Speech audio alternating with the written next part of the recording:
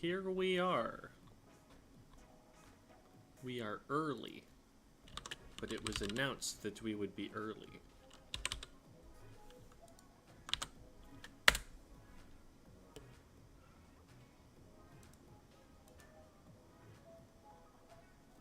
And most people probably wouldn't even notice that we're early, but you know what? I noticed. And Jamie noticed harder than all of you because Jamie just redeemed first on the Twitch redeems, so. Jamie wins.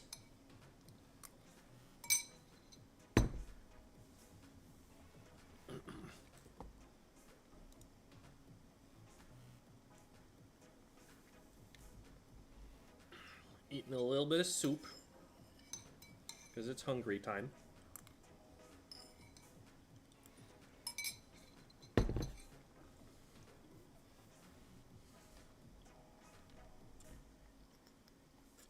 Hello, Splat Meme. Hello, Lord Louse. Hi, Beckett. There's Jamie and Devi. Early Bird gets the cephalopod. Hello, Alyssa. Hi, Sup SSB. That's for Super Smash Brothers, of course. Or maybe Samsung Blue, who's to say. Yes, we are eating soup. Not sup, we're not eating them. They are friend, not food. But soup. Soup we are eating. Hello, Lasagna Waffle. What's good? Give me some tips. Sure thing. Is there anything in particular you want tips on? Brush your teeth. Be nice to people. Make sure to exercise. Those are some good ones. Hi, Wooloo.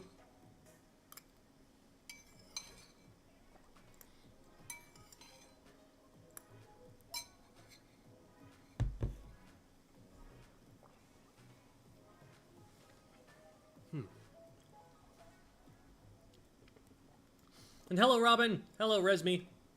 Play splatter shot. That is the plan at the moment. Hello, Kala Calamari. Got my lunch ready to watch the stream. Awesome. Good to have you. What? Wait. What part of the world is it lunchtime at? This is like 2 on the Pacific, in the Pacific time zone. That's not bad. Anyway. Oh, maybe like Hawaii. That would make sense too. Okay. Well, Jamie, you are free to hop into the VC whenever you want. There was going to be one other person here. I have not received word back from them. So in the meantime, we could also bring in Devi. But I am going to pull up Critical, who is one of our VOD reviewees. And they're welcome not to say stuff. I don't remember if they were going to or not. But hello, Critical. We are live on stream. You're free to mute if you want, or to unmute if you don't want. Okay. Hi. Hello. We are in the lobby, but I have not set out an invite, and I'm sending that out now, assuming that you're in the pool. Okay. Yeah, I'm in the pool. Awesome. Okay. Ooh, I just got a DM from our other VOD reviewee. All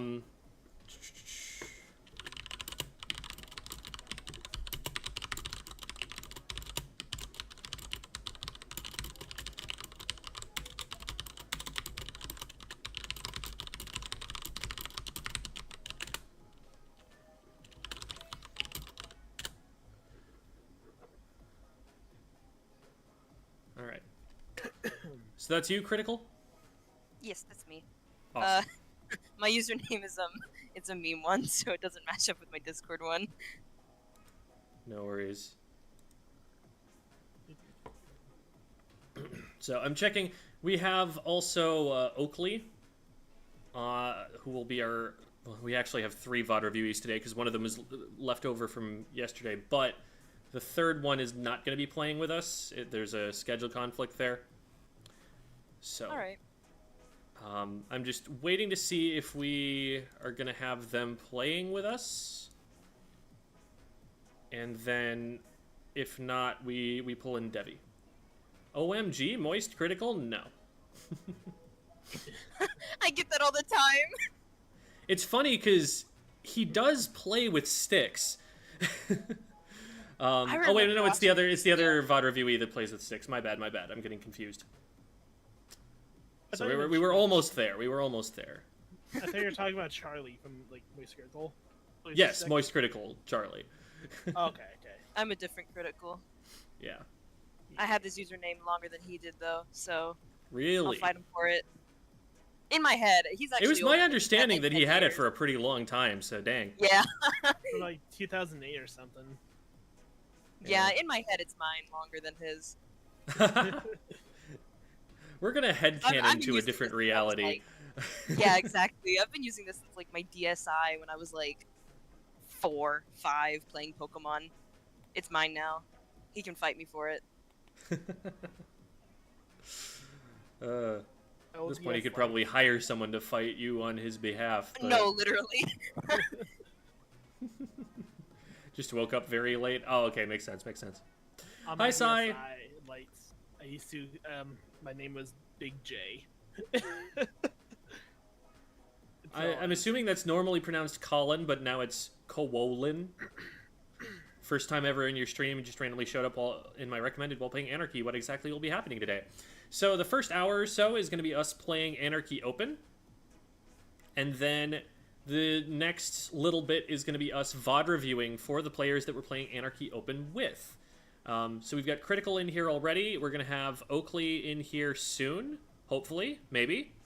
And then there will be Fanta, who was supposed to get a VOD review last week, but their replay code was expired, and so we kicked it over to this week.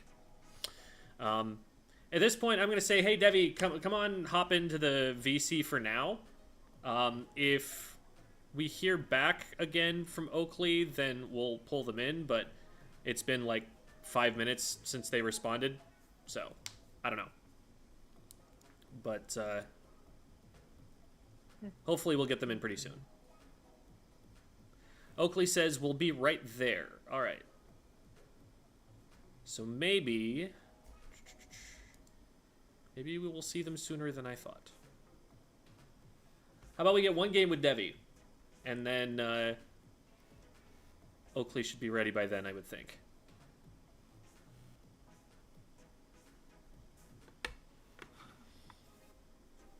But all right, so are you a stringer main then? Yeah. That what we're going to be watching in the VOD review? Main, but yeah. In the VOD, I'm also using the stringer. I used to do Explasher, but I don't know, I got possessed one day to try the stringer, and then I can't put it down. They're pretty similar.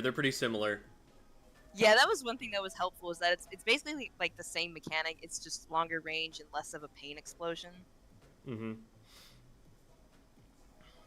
Which I found pretty cool. I'm waiting for a stringer buff.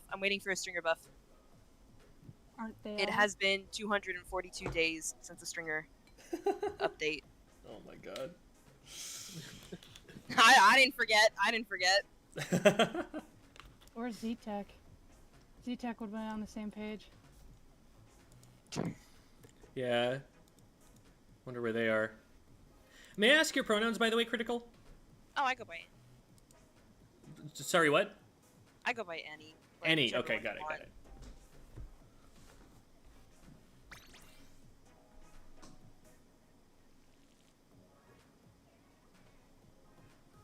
Okay.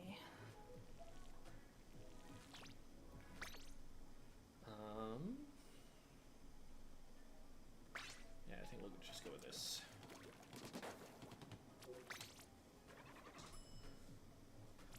I wish I had the strength to learn bow. That's things that are said either by Splatoon players or by medieval soldiers. No, quite literally. Me, when I'm in medieval, like, what, England or something, and I want to get updated from a serf to, like, an actual knight, but I have no skills. Anyway, bow's pretty fun. I've had actually a couple teammates suggest me to use it on some of my weaker maps, so I'm looking back into bow for comp again. So It's fun. it is. I've always liked it. One of my favorite like things bow. ever is like shooting it up because I'm trying to paint, and then I get like jump scared with a kill, and it's like, oh, that was nice. Welcome to the chat, Oakley.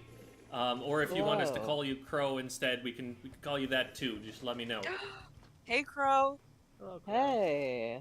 I'm I gonna take get it so Crow confused. is the more common. Yeah, that's just my name in game. It's easier. Okay. Well, welcome. And we'll get you in on the next one. We just started an open game. But we Oh, will good. be I ran out of ink. Two of them are. be There are two able there. to One's to get left, you one's in to on the left. next one. Oh, he You jumped. jumped out. All right. You can pick up and go left if you want. There's a blaster on the right, Alright. and I'm gonna try and push away here. Yeah, go left, go left. We'll keep the rest off you. Can you pass? There you go. One behind here. Carbon down. Rapid's gonna get me. Okay, I'm Watch back up to top, the- Rapid. Yeah. On snipe. Hey, here we Good I'm go. gonna go home this here. way and try and get him. Until they use that. What? Push, Oh, going back I didn't in. realize you could get popped from there. Whoops. Careful, Jamie. Yeah, I jumped in to a bad I position. got aim and died. Oh, there's a carbon on my jump.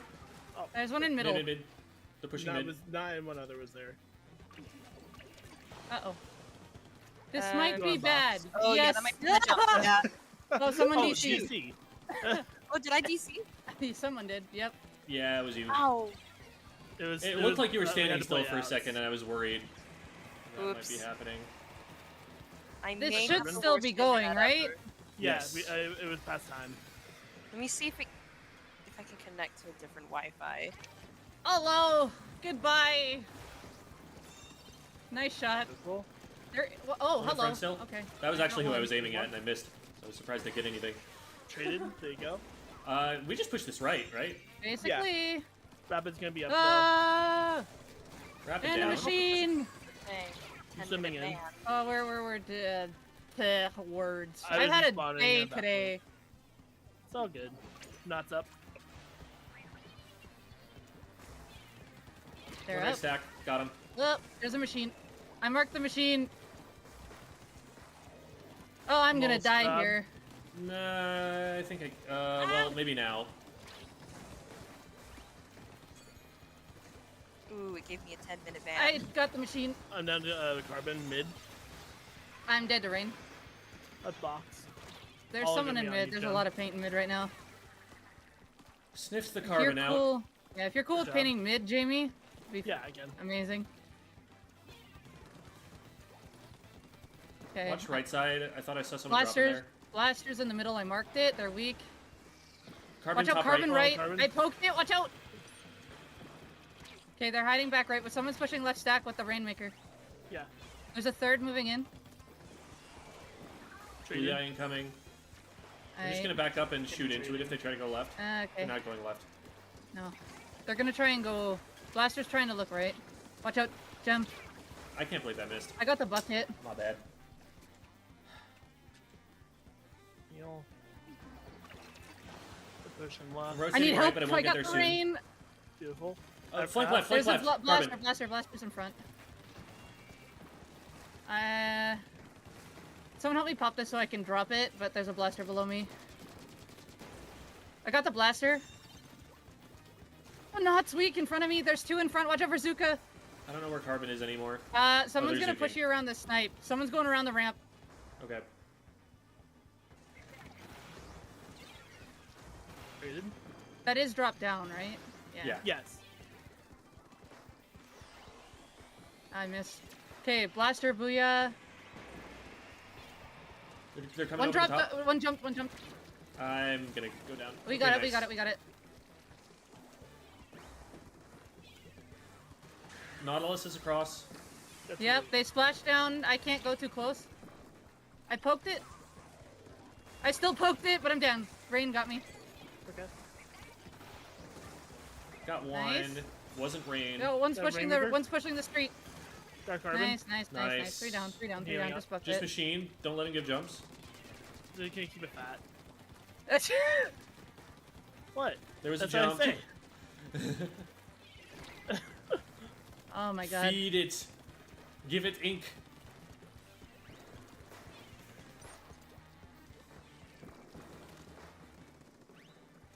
Nice. Good job They're getting back. booyahing! Oh no, I'm dead. I'm so dead. Okay, one's going over the box now. We're not Blaster. gonna be able to stop pop. Watch out. Yeah, no. Just, we gotta hold the front. Traded. Good trade. Holy smokes. Nice, they didn't pick up. There you go. Okay. They didn't get checkpoint either. All right. Well, thank you for stepping in for the one game, Debbie. No problem. It's funny how it's just like, yeah, I don't know if I'm gonna make it on time. Hey, I can be a backup if you need me. I shall continue being on backup if you need me. Have fun. You Alright. probably need to stay for one more because I have a ban for 10 minutes. Okay. True. Forgot about that. Welcome back in. Hey! Hey. I'll play the one after. Yeah. Oh my gosh, thank you, Splatme. That's nice of you. They say, great am first game a- despite the DC. Here, let's stop so that Oakley can come in. Yes, Yeah, I already I'm got on that. a janky setup right now because I'm at my friend's house and my Switch won't connect to her TV. So Oh no. we're going docked mode. okay. All good.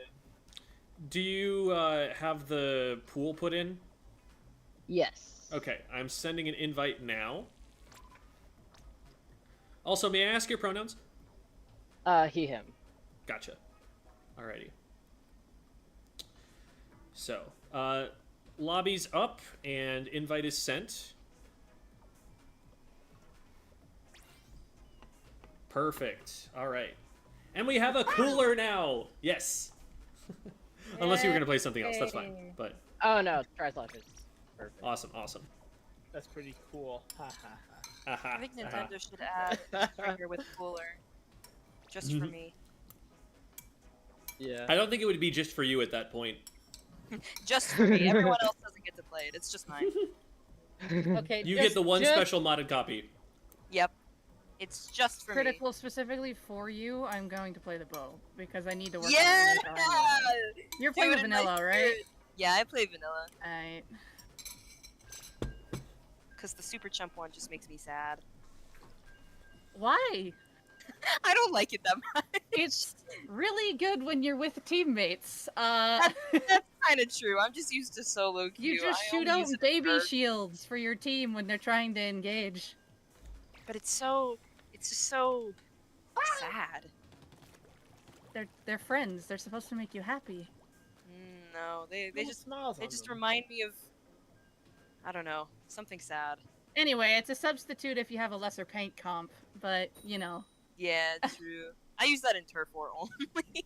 I like this one for tower control in particular. This one's a fun tower control go-to kit. Clover, yeah, to I can answer your see that. question in chat, I practice using the height change of the dummies in the lobby there. Those are at about splashdown height, but if you just get a weapon with a little bit of range and back up, now it's less of an angle that you have to hit. So it's good practice for figuring out how high you have to snap to hit something. Ruler's weak. There you go. And if you need to hit something down over a ledge, you've always got the option to just get up on top and aim down at something. There's someone back on the left, and there's two back right. I've got a Zuka. I'm waiting for someone to engage so that I can use it. Wiper's going into the middle here. They're left. They're down. Someone else is back left, so heads up. Traded. Oh, did they take it? They took it. Yes, I. Uh-oh.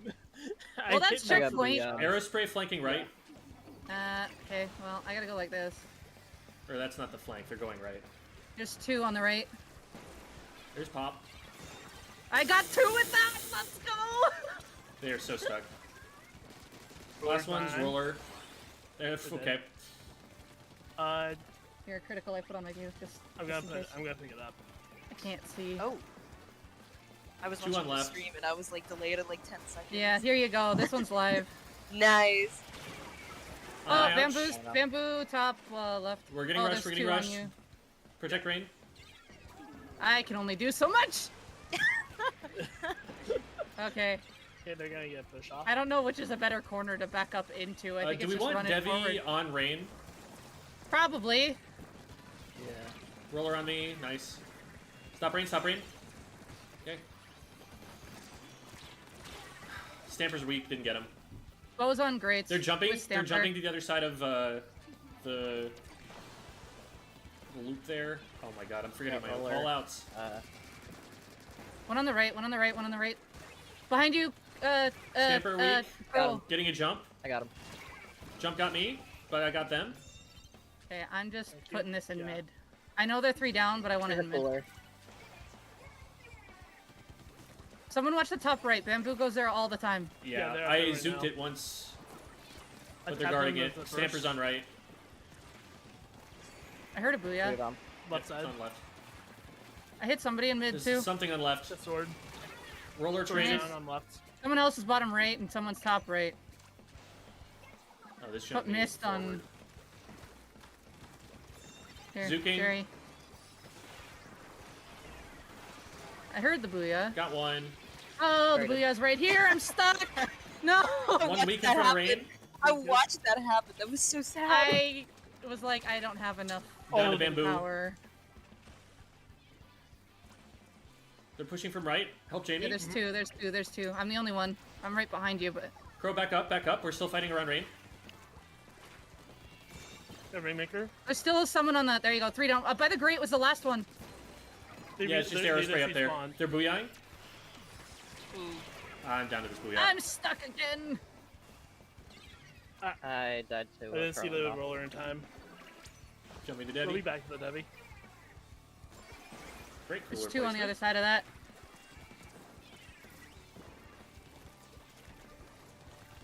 Okay, roller's going around on the left side by the crab. There's a Stamper's sword on the right right. somewhere. Mine. Careful. I know. Watch out for Stamper the down. bomb. Oh no. Oh no. On the Oh. bomb. No, the arrow, the booyah bomb, but the arrow no, the spray's bomb still got in the me. way. Oh, okay.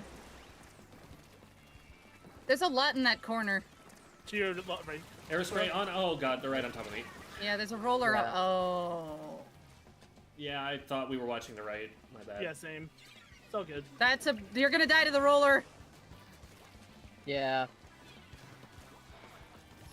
Coming out far right. Someone's going left. Oh, Someone's in the right That was corner, good, bottom yeah. right corner. Sword Oh, here, I'm getting sword in the flanked! base. Watch out! We traded it. I got sword. I had a gut feeling that I was Roller going on my down. ouch. Roller on my ouch. 30 seconds. We're gonna need to get to Rain pretty soon. I'm trying to stop it here, but Rain and Bamboo.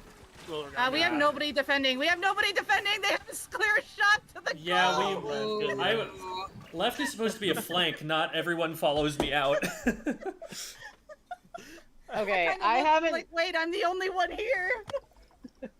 played Splatoon in like 2 weeks. I need to remember how to play this game. It's all good. It's all good. Yeah. First game doesn't count. Is your band still on critical? Oh no, it ended. Okay. Yippee! Thanks for playing the bow. Yeah, I tried. I need a couple of games to warm up on it, but you know, I did not terrible.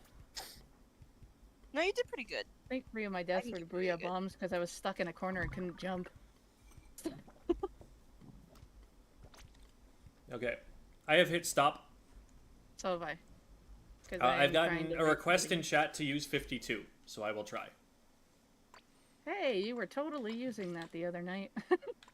Yep.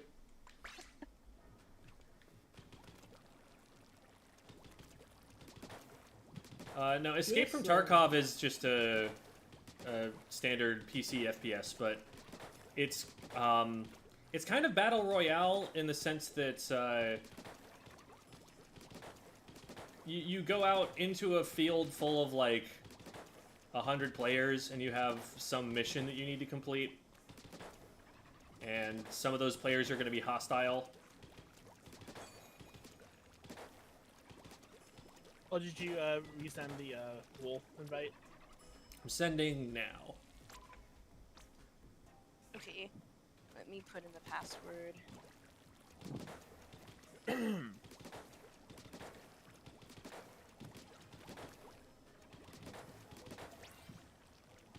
Any tips for Hydra, Gem, or Devi? Well, you know.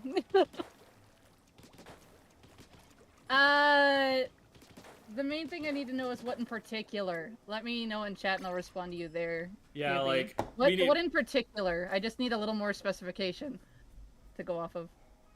Like, hey, could you succinctly summarize how you play a weapon that you've spent 6 years learning competitively? Like, I don't There's a know. lot of things Devi to it. could write a book. How to play Hydra. For dummies. No. No. No. How to play Hydra. That's the neat thing. You don't. How to play Hydra the wrong way. My way. The wrong way. How to play Hydra. For squids. Better I don't know. kids. Like knowing range and counter flanks. Range you kind of test out in the testing room, figure out what you can't hit, or go on recon on like literally if anything just go through every map, take one of the most traditional defending points on each map and make a circle with your charge. You'll know what you're gonna hit. That way you know what's there. That or you can also like, you know, test with an E-leader so you know what not to hit if you're worried about E-leader. Counter flanks, that's really goes for a lot of map checking. You just have to see the paint coming at you to know. I use sounds. I can hear people coming from the side a lot of the times, so I use sounds. But yeah, map checking is huge, and just, you know, going into recon and knowing what you can and can't hit from a certain squad. I think that's the general summary of it. Left side one. To whoever was asking how to DM me, you feel free to just send me a message. If you should be able to find me in this Good School Discord server, if nowhere else. They're on left. They're on left. Ooh, yeah, they got me on left. They're pushing. They're down. Left side. Oh my god, I'm so weak. Save me, Splash Wall. Splash Wall, save me. I'll pick it up. Okay. There's one watching us on middle. Okay, we're in trouble. I'm fleeing. Watch out for missiles. I'm dead. Yeah, I had to move up because missiles. Explo's behind pedestal. Dooley's weak. Got him. Good job. We're getting attacked from right. Oh, I'm jumping. yeah, I could jump out. Okay.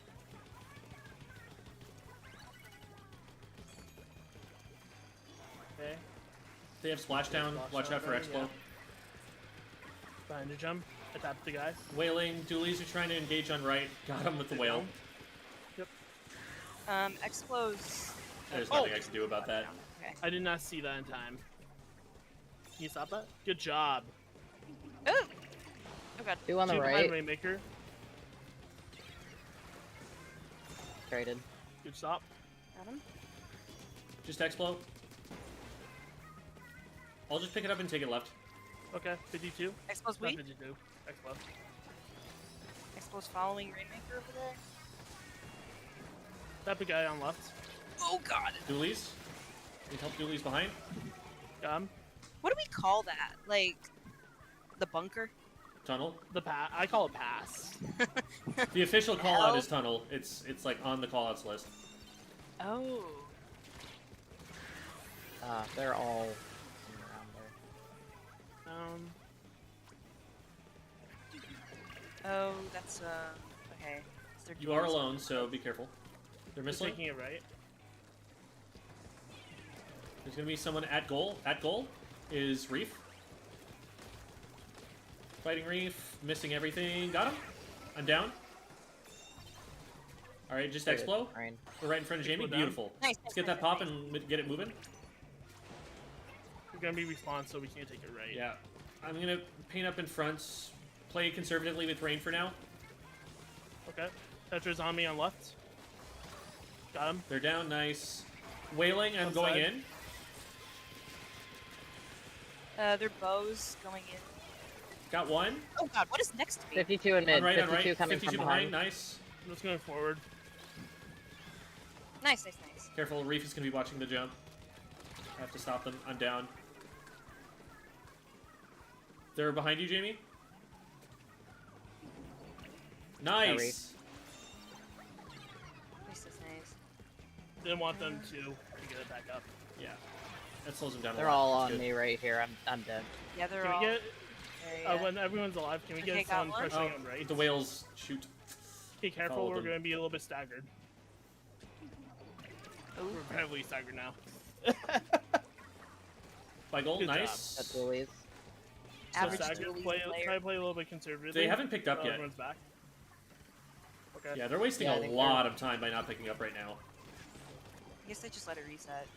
Yeah. 52 on Bunch the of right. bunch on rights. Yeah, they're pushing way far up. I might need some Dawn. help on right. Yeah. Looks like they're backing up a little bit. Ooh. We're very Yeah, much what's spread the out. W over on? They're We're going taking left it now. left. Oh, how did I not hit that? Okay. Nice stop. Stop. Dooley's Good down. job. Just 3 down. Right in front of you, jump.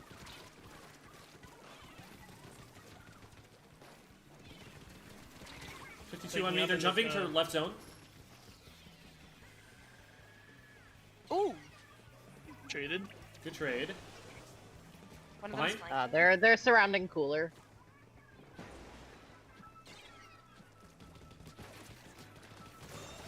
Nice. Good job. That should be game. They can't pop Yep. the time. Beautiful. Nice. Did you know that the bow like pops the shield faster? Yeah, because It I has, think like- it has good object damage. Yeah, it has like an object shredder thingy. Faster than what? Like, I think it just takes not as many hits from the bow. I don't know. I think I read that somewhere that it like. As many hits as what, though? I have no idea. I just remember reading it somewhere in like a Reddit thread like a couple months ago. Yeah, that like it apparently does has have pretty good better object damage. Yeah. Yeah, that's why like it's one of the few weapons people run object shredder on nowadays. Because of that.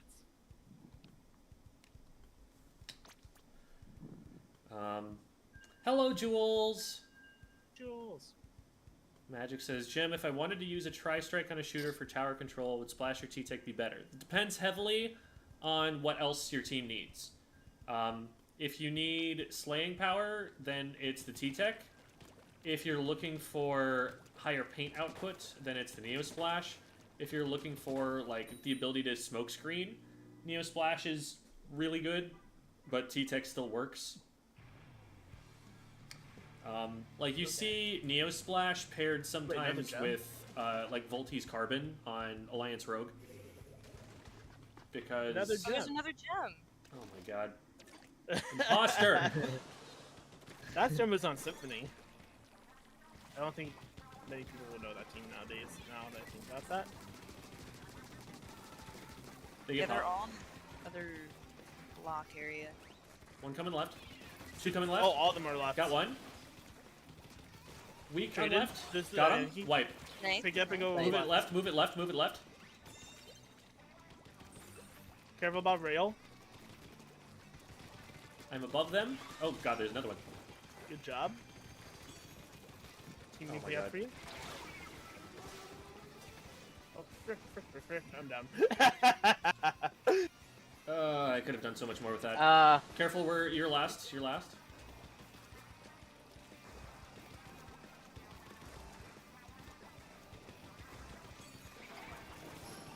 Wailing. Nice. I did not think that was going. Weak on right. I'm dead. Pushing. I'm Someone dead. coming up on left behind. Got rain. Another one on me. There's a jump as well to my ouch. Okay, got Let's defend bus. Imposter coming over right.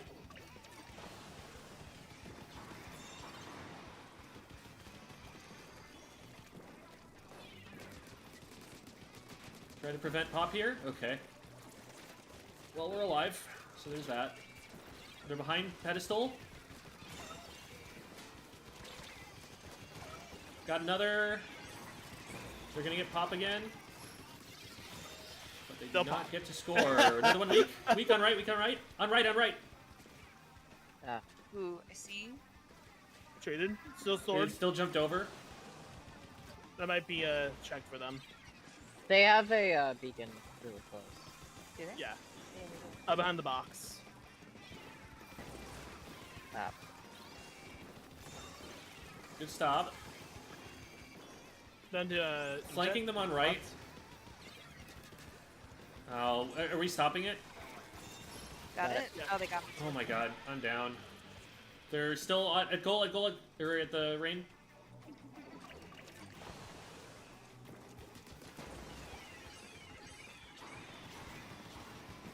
They're grabbing. Put stuff in between. Ooh, got him. That was close.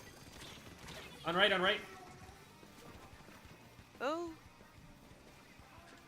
Turned around. Get that out of here.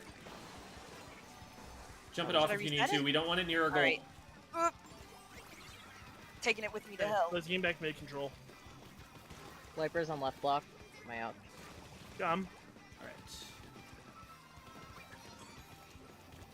Just keeping it fat. Left side.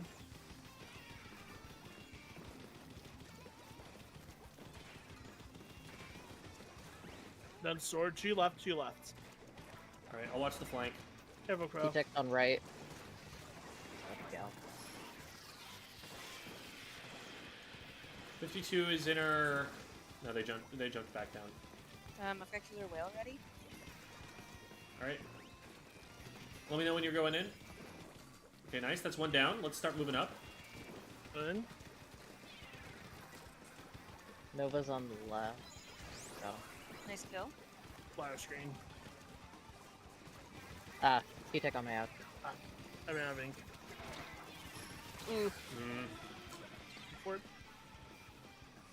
Get ready to defend. They're gonna try and... Yeah, they're holding Traded it. with Okay, Gal. good trade on the flank. Nova. Yeah, they're holding it. There's one stuck in our base.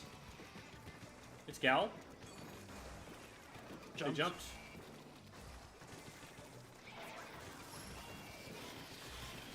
Wailing Rain. Oh. Nice. Rainmaker. Left side. Oh, never mind. Someone's retreating on the left. Yeah, it's 52. They're jumping into the 52. Come help fight. Here's a Let me killer. clean that up. Got one. Got two. I'm down. Two in freezer. Pushing forward to mid. Start moving up in front of Jamie. Protect Jamie from the... Help. They're on right. Mid box.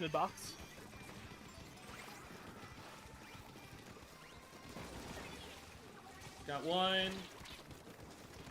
Imposter got me. A Rainmaker. We're two down. Whew. Okay. I'm gonna keep him off. We need to pop. Got it? Okay. If Rainmaker dies, it's game over. Oh, Yeah, I'm shoot. down. Oh. Yeah. That was on for it.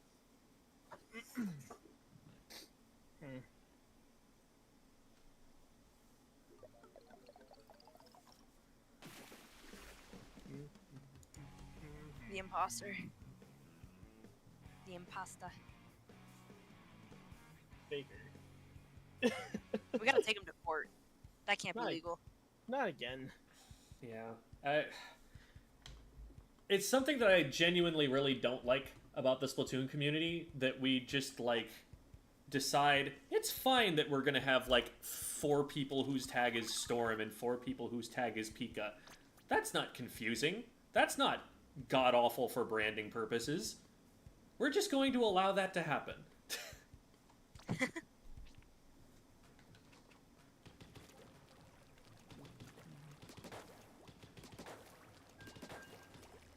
I have T-Tech now.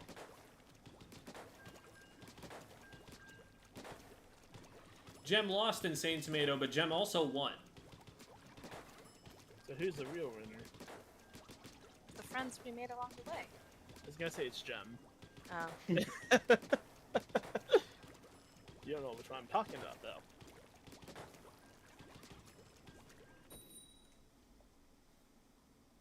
This time I will get more than one cooler. I will stay alive long enough to do that. Same thing. Rematch.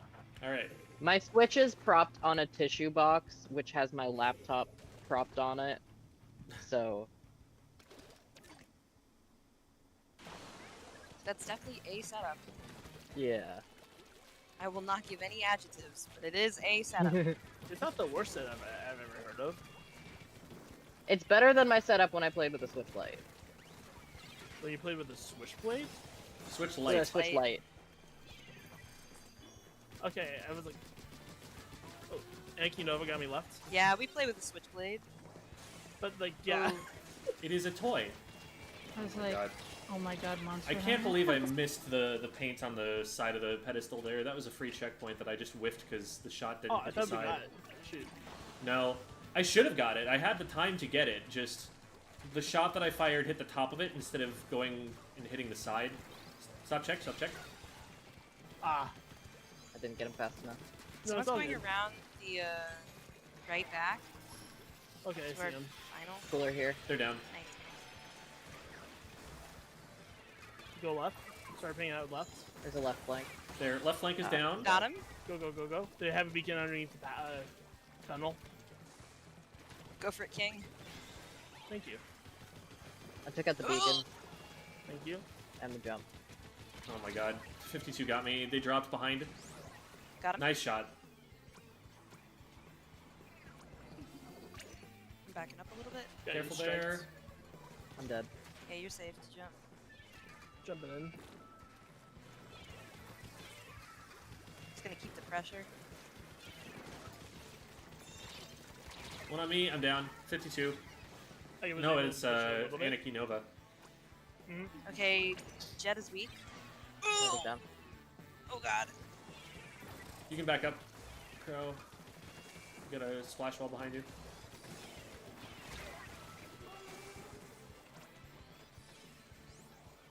Ah. Okay, careful. They're gonna start pushing you. My man's in hell! Oh boy. Or the funnel! The cubby!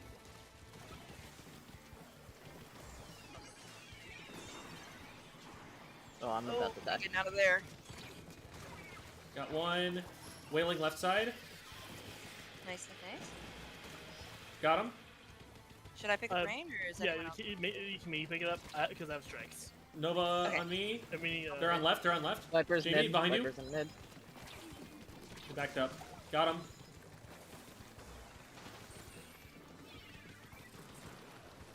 Coming forward. Okay. Coming into this corner. Sorry, come on. Push on. Oh! I flanked. It's all good. I'm down to 52. I'm down. I just traded with sword. We can all come out of spawn together holding hands. Don't hold hands. They have an AoE weapon. That's true. I love They're friendship. gonna try and sneak it left. Maybe? No. I think they're actually rotating it Uh, right. There's someone behind me. Got Rainmaker. Nice kill. Them sword though. Behind Rainmaker. Oh god! They came up behind. I didn't even see that. Gal's in our Anything base. up right side. Gal weak. Ah, I hit him once. I'm about It's to not die in to there. They're missiles. going right. They're going right. Rotate right. No. Ooh! Rain down. Oh, that's the same gem! Yes. Yeah, it was the same team. Oh, sad. I didn't even realize. We actually mentioned it at the beginning of the game. In one ear and out the other. My bad, gang. All good, all okay. good.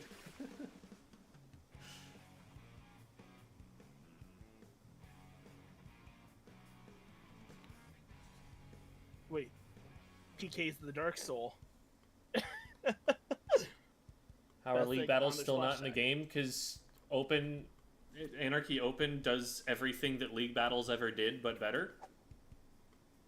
There's like Honestly. actually no value that league battles had that Anarchy Open doesn't have.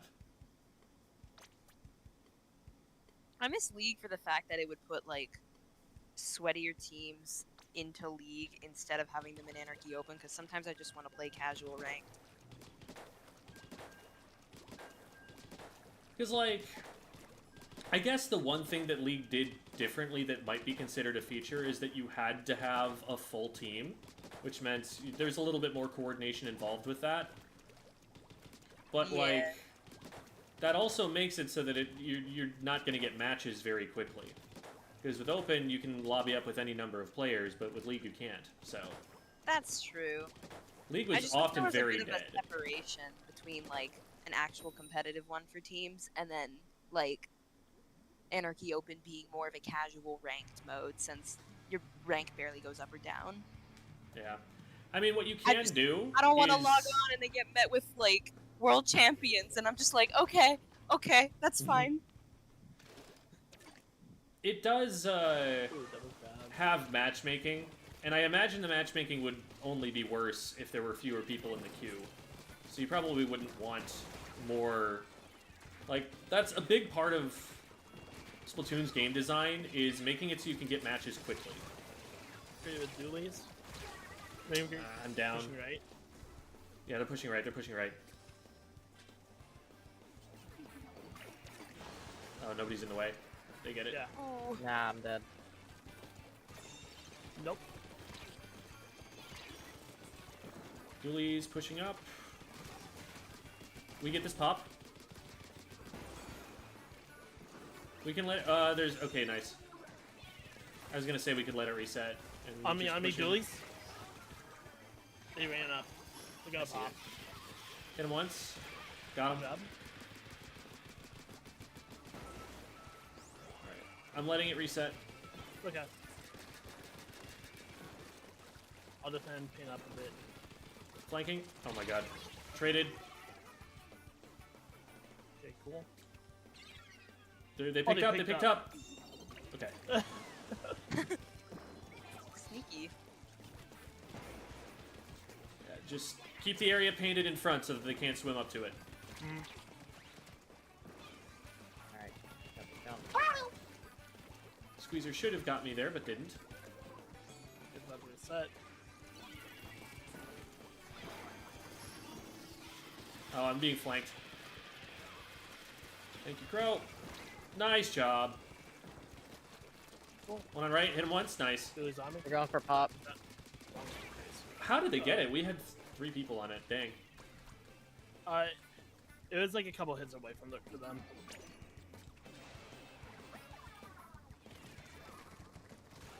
Trade with Careful, dualies. we're down 2.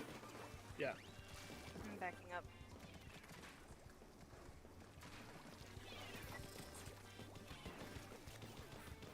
They have reslider.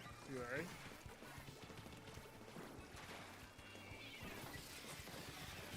One left.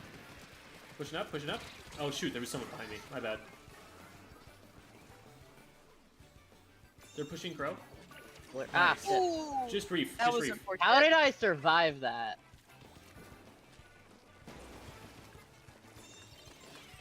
The second I was like, maybe I should grab the Rainmaker, immediately I got like reefed in the face. Like I got run over with his bike. Dualies on me. Like, okay.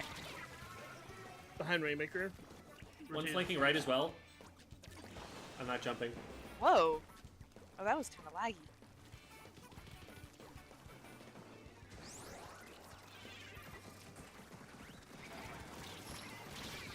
Oh, oh, crab tank from behind the screen. That's smart.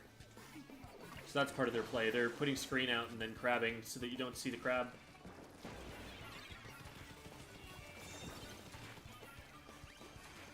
There's one bottom right. Crab in mid. Doolies. Crab in mid. Hit him once.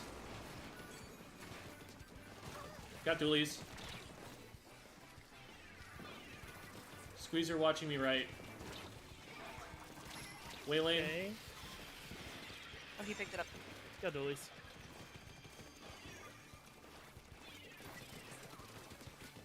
Got the Squeezer. Dooley's weak on me. Got him. Got him. There you go. Pick up and go left. Oh shit. Okay, I picked up, so now I'm going left. Okay. Be in Dooley's, front? Dooley's Oh, on right, on right. Left. Got one. Good job. Popping cooler right here. Dooley's weak. Nice. Hit back here. Get in front. Ah, shoot. Oh, they got that screen. That's going for it. Okay. Got If one. I get hit by screen, I'll die. I gotta back up. Careful, those jumps are weak. Like, Ah. Both dualies are right there. Yeah, it's all good. West 30. They have crab. Yeah, they got crab on the right. Now it's on left. What am I doing here? Ugh. I'm down on left dualies. That's 15. Same. They're popping. Careful, Crow. You need to get out of there. They're gonna check on left. Okay.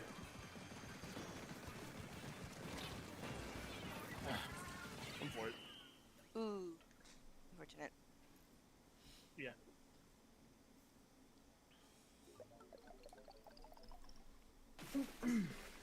All good.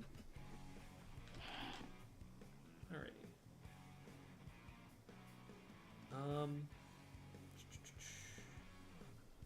Probably do 2 more and then get started with the VOD reviews.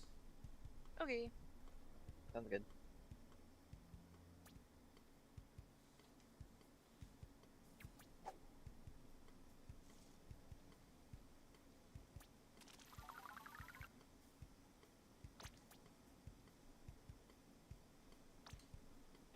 Let's try.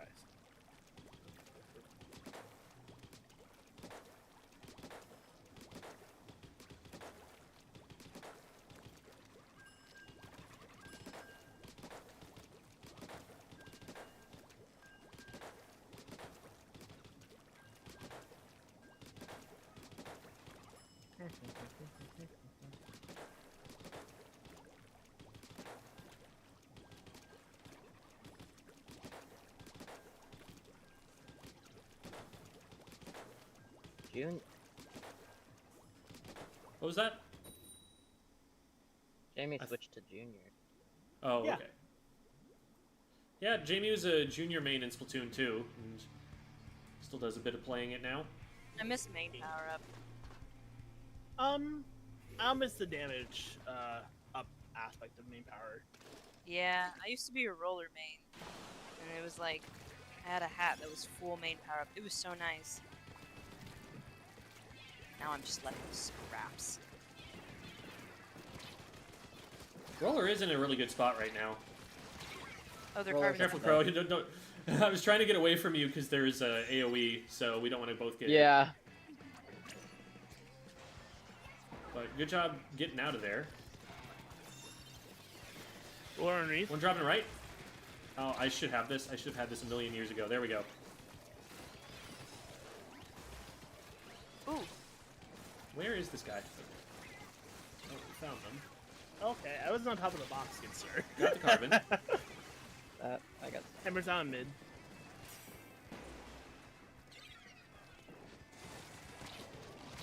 Left side. Missed the Box. roller. They're going to the right box. yeah, roller got me on right. I. Just you in there, Jamie? Yep. They rotated left instead. Oh, Yeah. there's a crab watching it too.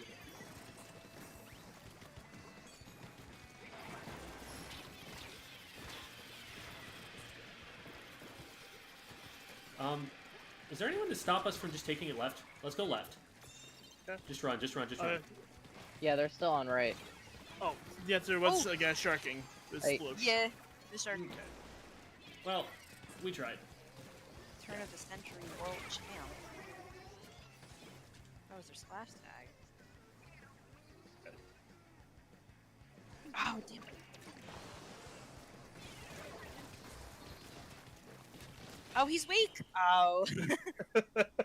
Well, There was a roller up in front of us that we had to deal with too, so wasn't much to do. yeah, they had the thingy up. The bubble. Oh my lord. Yeah, big Yeah. bubbler. bull. PK back throw says, GG well played and thanks for the fun games from Grizzcord. I was with the other gem. Tell them that they're still an imposter. I'm gonna take him to court.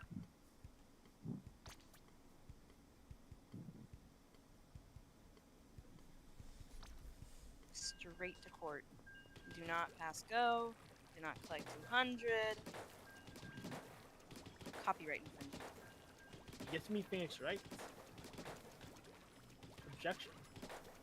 Overruled. Sorry. No objections. Okay. Who told you this was a democracy? You don't get to make objections. Buddy one's a once told me dictatorship. that this was not again.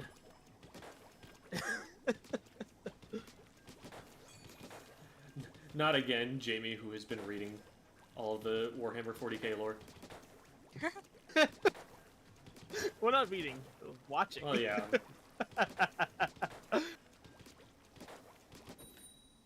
I'm still in the midst of the Imperium, the Horus Heresy.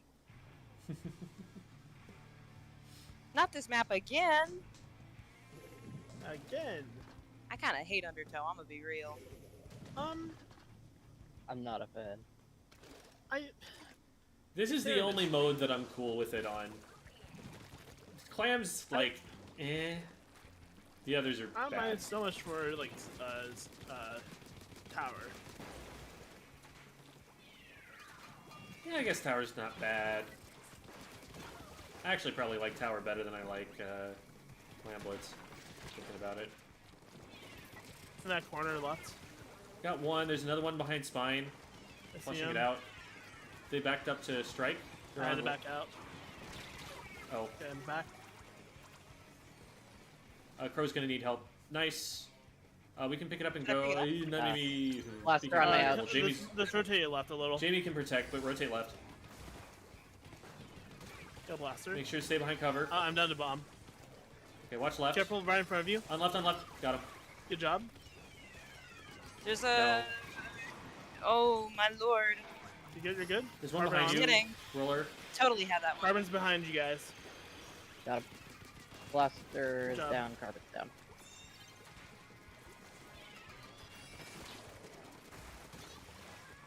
Oh. Okay. Nice. All right. I wasn't expecting it to go that well. I think they just didn't see you go through. Yeah, the T-Tech like saw me but missed and went down before they could turn around, I guess.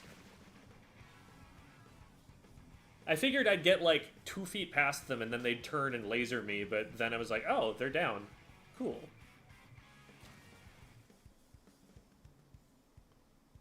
Nice.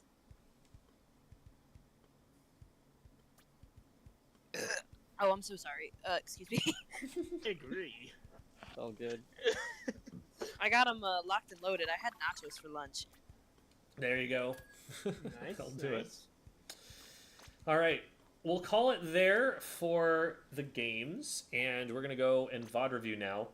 Okay. I forget if any of you said anything. Do you have any preference of who goes first or second for schedule reasons? We have 3. Does anyone else have any like schedule issues? Because if not, then I'll just go first. Okay. Nah, I'm just hanging out. But I was trying to see if my replay would work earlier, and it did not. It just said failed to download.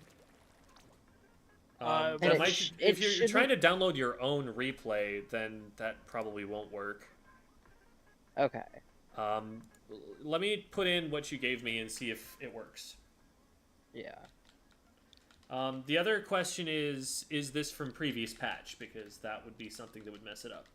Yeah. Oh, you know what? I think it is. I Yeah. don't think I've played the new patch. When the new patch came out, I had to like play some more games to see if I like could have one that was worth like the replay. And then had to get a new one. You could do one from today, Crow. Yeah, it is out of date. So, Crow, Okay. go and either play games or grab a replay from us playing. I'd probably actually recommend playing a solo queue game of your own so that the matchmaking isn't befuddled by the different people who are in the lobby with you. Yeah. But go and play a match and find one that you want us to look at. And in the meantime, we will review Critical instead, and that'll give you plenty of time to find something. Sounds Yeah. good. Bye, guys. Have fun. Thanks, Jamie. Thanks for Yeah. filling in, and thank you again, Devi. Thank you. Boy. Okay, so I'm putting in Criticals now. Yeah. Bow supremacy. You and Phantomu would get along. the bows in general are pretty fanatical. They're very It's been like I think it's been evangelical. 242 or 241 days since we had a new bow kit. So like, I'm waiting. I'm patient. Please, Nintendo. I'm not crazy. You're crazy. Forehead 1 inch from Nogami's front door. Hey, Nogami, open up. Please don't call the cops. I just want to talk. Alrighty. Is this solo queue? Yes. Okay. I'm going to really quickly share my screen so that you can see it without stream delay. Okay. Unfortunately, the Discord playback has been laggy in the past. It's like dropped frames a lot. So it might be a little bit on the sluggish side there, but it's generally been at least watchable. You able to see okay? Yeah, I am. Perfect. Alright. So solo queue. And this is definitely a solo queue comp. We have Toxic Mist, Point Sensor, and that's Mines. Okay. So there's only one Lethal Bomb, which is kind of unfortunate for Rainmaker. Not that the enemy team has that much better, but they at least have a little bit more than that. So looking at this comp, oh my god, and they've got cooler advantage too. Their comp is like maybe one weapon away from being competitively viable. And then y'all have a Splattershot Nova. So Be kind to him. I'm just kidding. Tear him a new one. I don't like that guy. So, I'm looking at one of the things about this is like, what is your win condition? And the biggest thing I'm seeing here by far is range. Their longest ranged weapon is a 52 gal. So, you and your Nautilus and your Nova and your Dowser Dualies all outrange every single weapon on their comp. And you're going to have to play to that because you do not want the smoke of a carbon deco with paint to work with up close. You would much rather them just never get close to you in the first place. You're going to have to play very, very defensively on this comp. And you have the tools to do that. You have the range to do that. You're going to have things that are going to be point censored because what else is your Nova going to do? And also possibly some marks from mines as well, from the Dowsers. So you'll be able to see, you know, what your longer range weapons are aiming at and maybe help them out. Like, you've got the tools to win this, even though they have the faster comp. The trick is you need to keep your team alive, and I don't know if they're going to play to the win condition here. Because if we start trying to trade them, we will lose, because they have Tacticooler, and they also have faster frontline weapons. So, like, even if we ignore the Tacticooler, even if we were to, like, trade the Zap, they would still benefit from those trades, because, first of all, they're probably running some amount of quick respawn, at least somewhere on that team comp. Second of all, they are going to move faster off of their advantages. They're going to already be partly, you know, be further forward just from taking a fight normally because they're shorter ranged weapons. So they already have a head start on you. And then they're also fast moving weapons. 52 and the NZAP and the NParries are all going to paint trails for themselves very quickly to be able to move forward into your base. And they're going to be comfortable moving across no man's lands and like into low ground and stuff like that because they're short range weapons and they still fight well from those positions. So when they get advantages, they're going to move forward faster than your team is. So you really need to not trade at all. You really need to be getting picks cleanly and playing very defensively to keep them away from you and prevent them from getting good fast breaks. And that's kind of how you have to play this here. You're going to be really good on defense. Offense, you're just going to have to squeak something out when you get like a team wipe or something, and that's about the best that you're going to hope for. Alright. Yeah, that makes sense. One of the first things that I'm seeing here after we get pop, because like getting pop, obviously you're just going to stand and fire at it with your optimal damage option for dealing damage to the shield. As soon as that's done, though, you want to be spreading apart from your Nautilus. You do not want to stand on the same place as them. You're both relatively immobile weapons in that you're having to charge to fire shots, and you're also covering the same spots by being in the same place.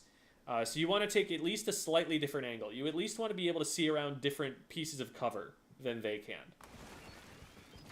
But that's good. We get a pick.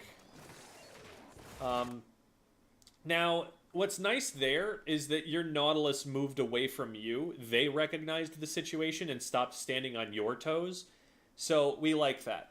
What we don't like is that they immediately got splatted and we're still charging a shot. We probably want to be moving as soon as we see any flash of enemy color coming toward us. Yeah, I will say that, like, in that moment, I didn't realize that the carbon had snuck through, like, where the Rainmaker was shooting. Because I got the Rainmaker, and so I assumed that was what was painting, but I didn't realize that the carbon was there. It was like a jump scare. Gotcha. Yeah, so, two things about that. One, I don't care whether, like, you knew there was someone there or not. You just don't want to be that close to enemy ink when you've got a carbon around.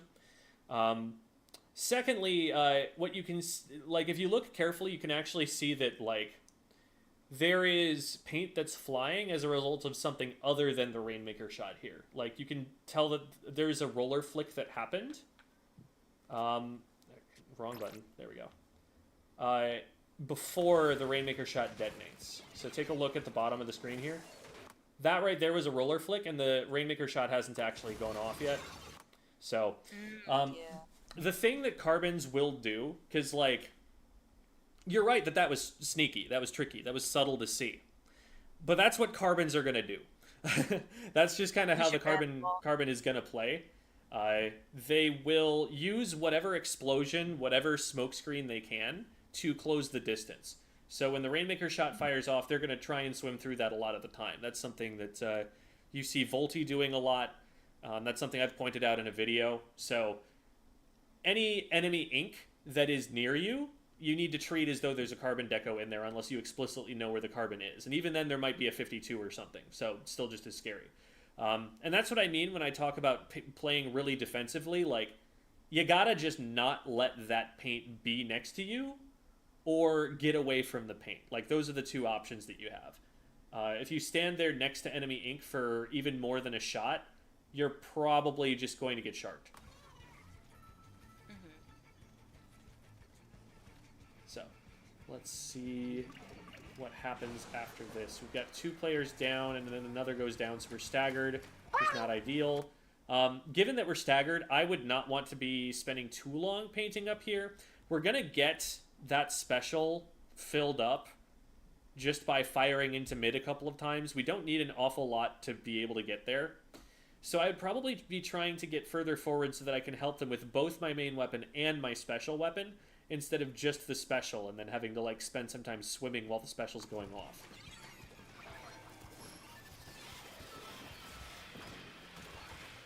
Alright, we did get one with it. Nice. They really disrespected that play there. What should have happened there is the Rainmaker should have stayed back and they should have sent their front line after you. Because you were fighting basically on your own there. Your team is only just arriving as far as I can tell. So the fact that you were as unopposed there as you were, I think is more a mistake on their part. But good job recognizing the situation and getting the picks that you could. Thank you.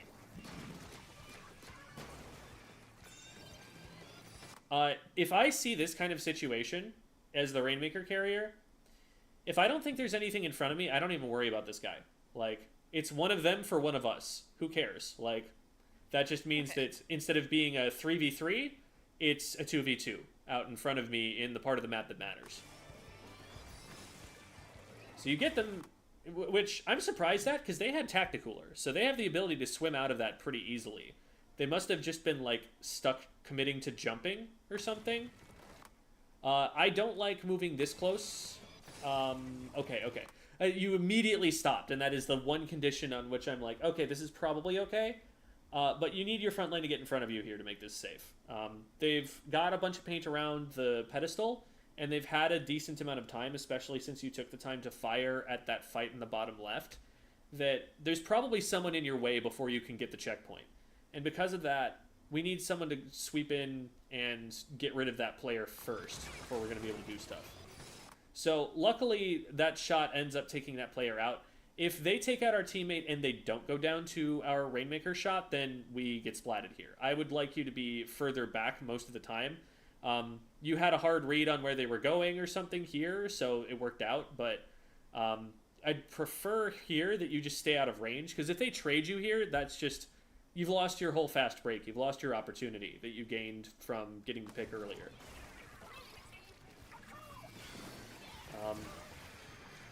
Rainmaker, it's tough because when you play the Rainmaker at first, like, most of the time players are both playing too safe and not safe enough.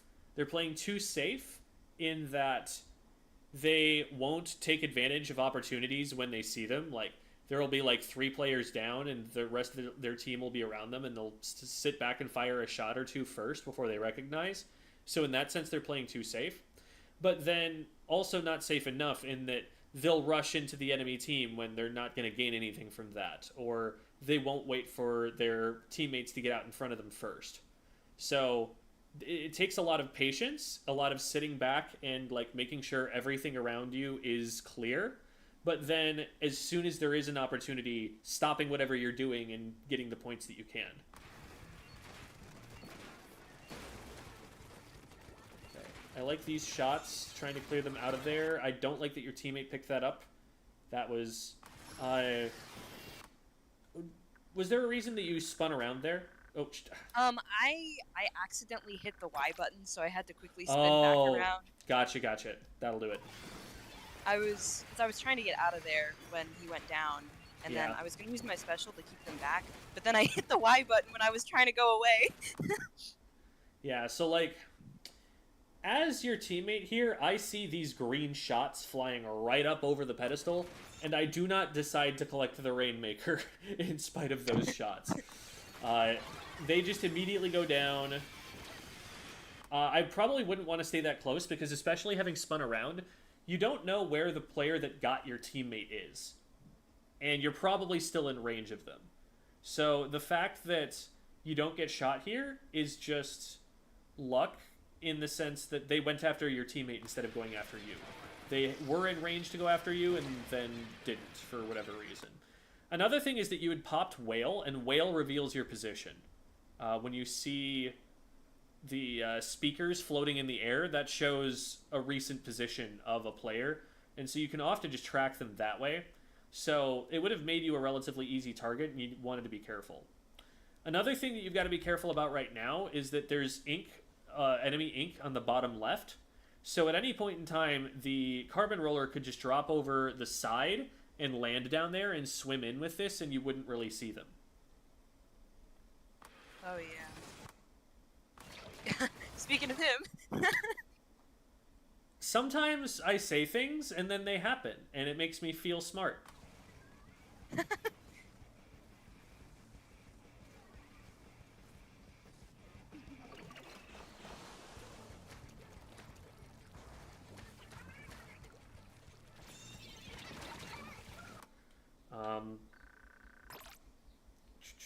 Let's back up for a second and see, because I think this is avoidable.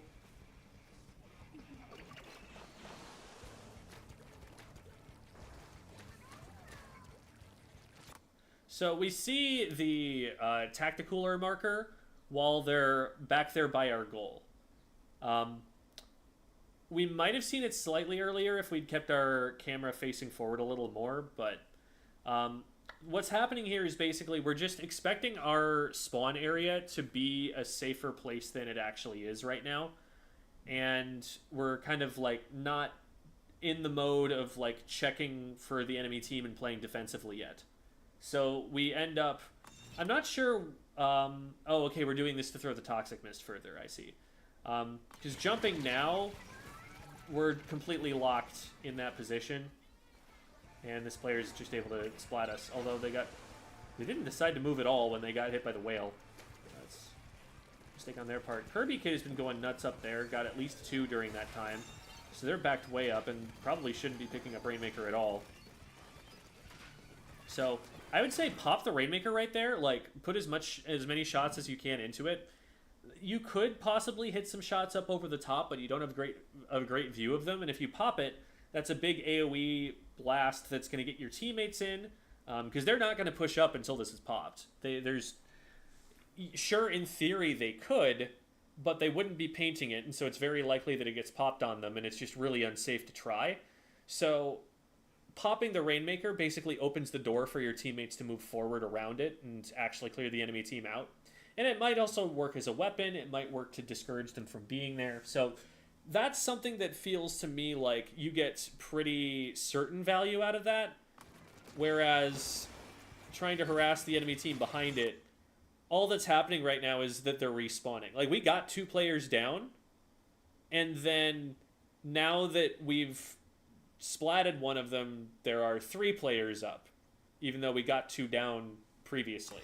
I think we wanted to take advantage of the time where we had numbers on them to pop the shield, and then go after them after that was cleared. Nice. I don't want you getting that close. This is terrifying. Yeah. Okay. I basically never want you getting that close to anything dangerous, especially in this kind of a game where you, again, win by staying away from them and using your range against them. Like, there's no reason to put yourself next to enemy ink if you don't have to. Like, if you can still hit shots on somebody by being further back, then just be further back and make them run at you instead of doing the work of closing the distance to you for them. Oh, here I have a controller issue. That is my Joy-Con like reconnecting. It was actually a sick bait that totally worked and got someone splatted. I totally meant to do that. It was so purposeful. Exactly. There you go. Well done. It was it was planned, premeditated, murder. Yeah. Right. We're on the same page now. So yeah, exactly. This player over here, you're not repositioning in response to them. You're trying to hit shots instead of just moving your button, getting to a place where you can actually hit them well. You're kind of stuck on low ground against them, so you don't have great angles to hit up over the top of stuff. The only angles where you can hit them, they're going to be in range to hit you. So I would say just like swim backwards, jump, and like land on that platform with the black block there, and get to a place where it's easier for you to put arrows down that are in their way. And also, that'll make it so that you can retreat more easily if they get close to you. Because if they get close to you now and paint your feet, you have nowhere to go. You can't jump backwards because your jump will get limited by your feet being painted. So take away their ability to trap you like that, and just get up over that ledge and then start returning fire. Like, that right there, if your teammate doesn't interfere, is just a lost 1v1 straight up. So... and then this is retreating a lot further back than I ever would. Like, this is my team just got wiped kind of retreat, not I'm backing up so my teammates can take someone out and now we're at a numbers advantage kind of retreat. Because going back this far now, your team has the advantage, except that the advantage is that they have you in addition to 3 other players. Well, now it's just a 3v3 because you're so far out of play that you're not going to be hitting shots for at least the next, 3 seconds. And we ended up getting traded back over there from something, and I don't know what. And one of the reasons I don't know what is that, from your perspective, I can't see it. We turned... Not only did we back up really far, so that there was a bunch of stuff in the way and we couldn't see, but we had our camera turned the wrong way to see it.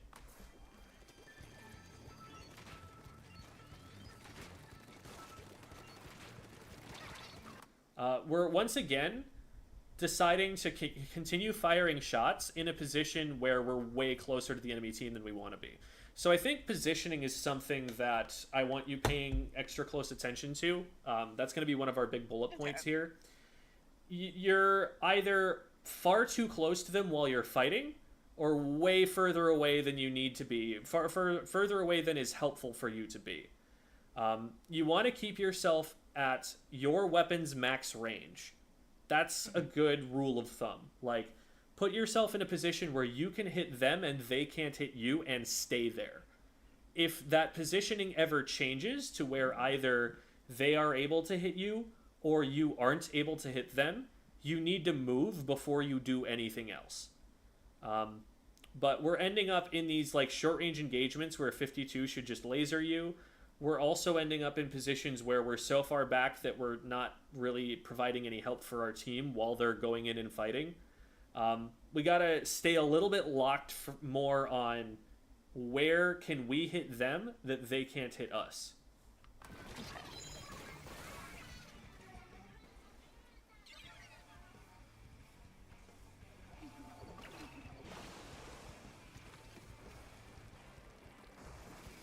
Someone dropped far left, so that's something that we want to watch out for here.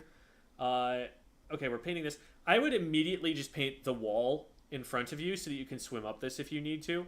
You would much rather have the option to move somewhere before you need it than to have to paint it while you're in the middle of a fight and get up there then.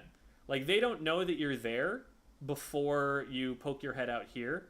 So while they don't know where you are, just paint the back wall so that you can swim up and move a little bit more freely. Okay. Nice shot. And it's just that whenever you end up in a situation where there's only one enemy player, just like, unless it's your job to be going and popping the Rainmaker shield, keep it locked on that player. Here it might actually, Here, I would probably actually try to fight this out. You don't have, like, the best object damage. You have pretty decent object damage, but, like, if you're not going to be picking up, probably better to get a pick here really quickly if they try to jump in. Because if there's only one player left on the enemy team, that's the only person that jumps are going to come into. So even if you can't actually splat that last player, knowing where they are, first of all, keeps you safe from them, but secondly, it makes it so that you know where the rest of the enemy team is going to be coming from. So definitely watch out for that. And here you might be able to land that. Oh, not quite. Wasn't able to get the full range out. I don't like moving to the right there because you know that that's where the Rainmaker shield is, and you don't know how what the state of the Rainmaker shield is because it's nearing pop, but you wouldn't have known that from the camera angle you were looking at. Always keep a safe distance from the Rainmaker shield until you can confirm whether it's going to explode in the next second. So, you do get out of the way. Now, we're, once again, putting ourselves in a position where the enemy team can get close to us. If one way to look at this is, like, if our frontliners are standing up there, that probably means it's a position where they can hit shots on something, and so we don't want to be that close.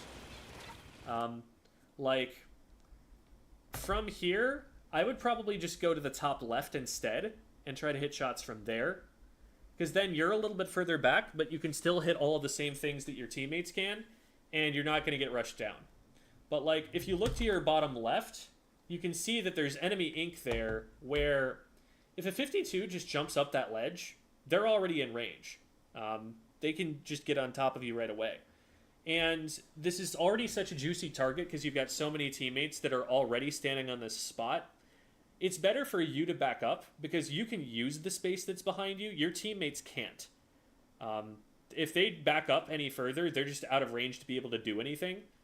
Whereas if you back up and, you know, clear that space a little bit, make it a little bit less of a devastating target for someone to throw a bomb at, now you're able to protect your teammates, you're able to protect yourself, and you're still having an impact on the match.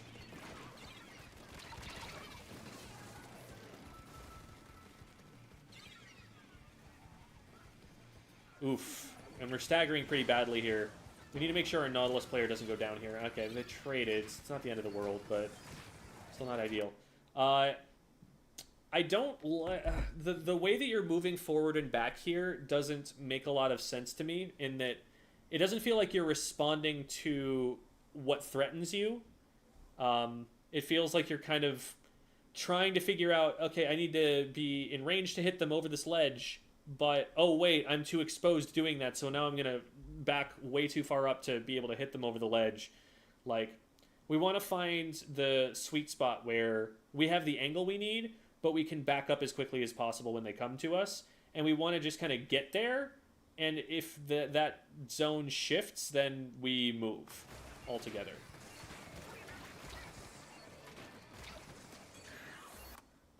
Something to think about here is that it feels like you're trying to go for a lot of kill shots on the Rainmaker, and you still do a lot of good by simply painting the ground in front of them so that they can't move forward.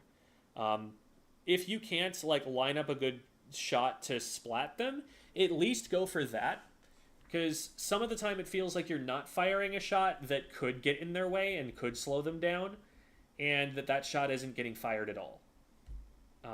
Toxic Mist would also be phenomenal at this point, so that you can make them go slower as they try to move up. There we go. Good shots there. And, like, this is a really strong position. Like, think about how comfy this feels and how powerful you feel from here. That's kind of where you would have been if you had backed up to snipe earlier.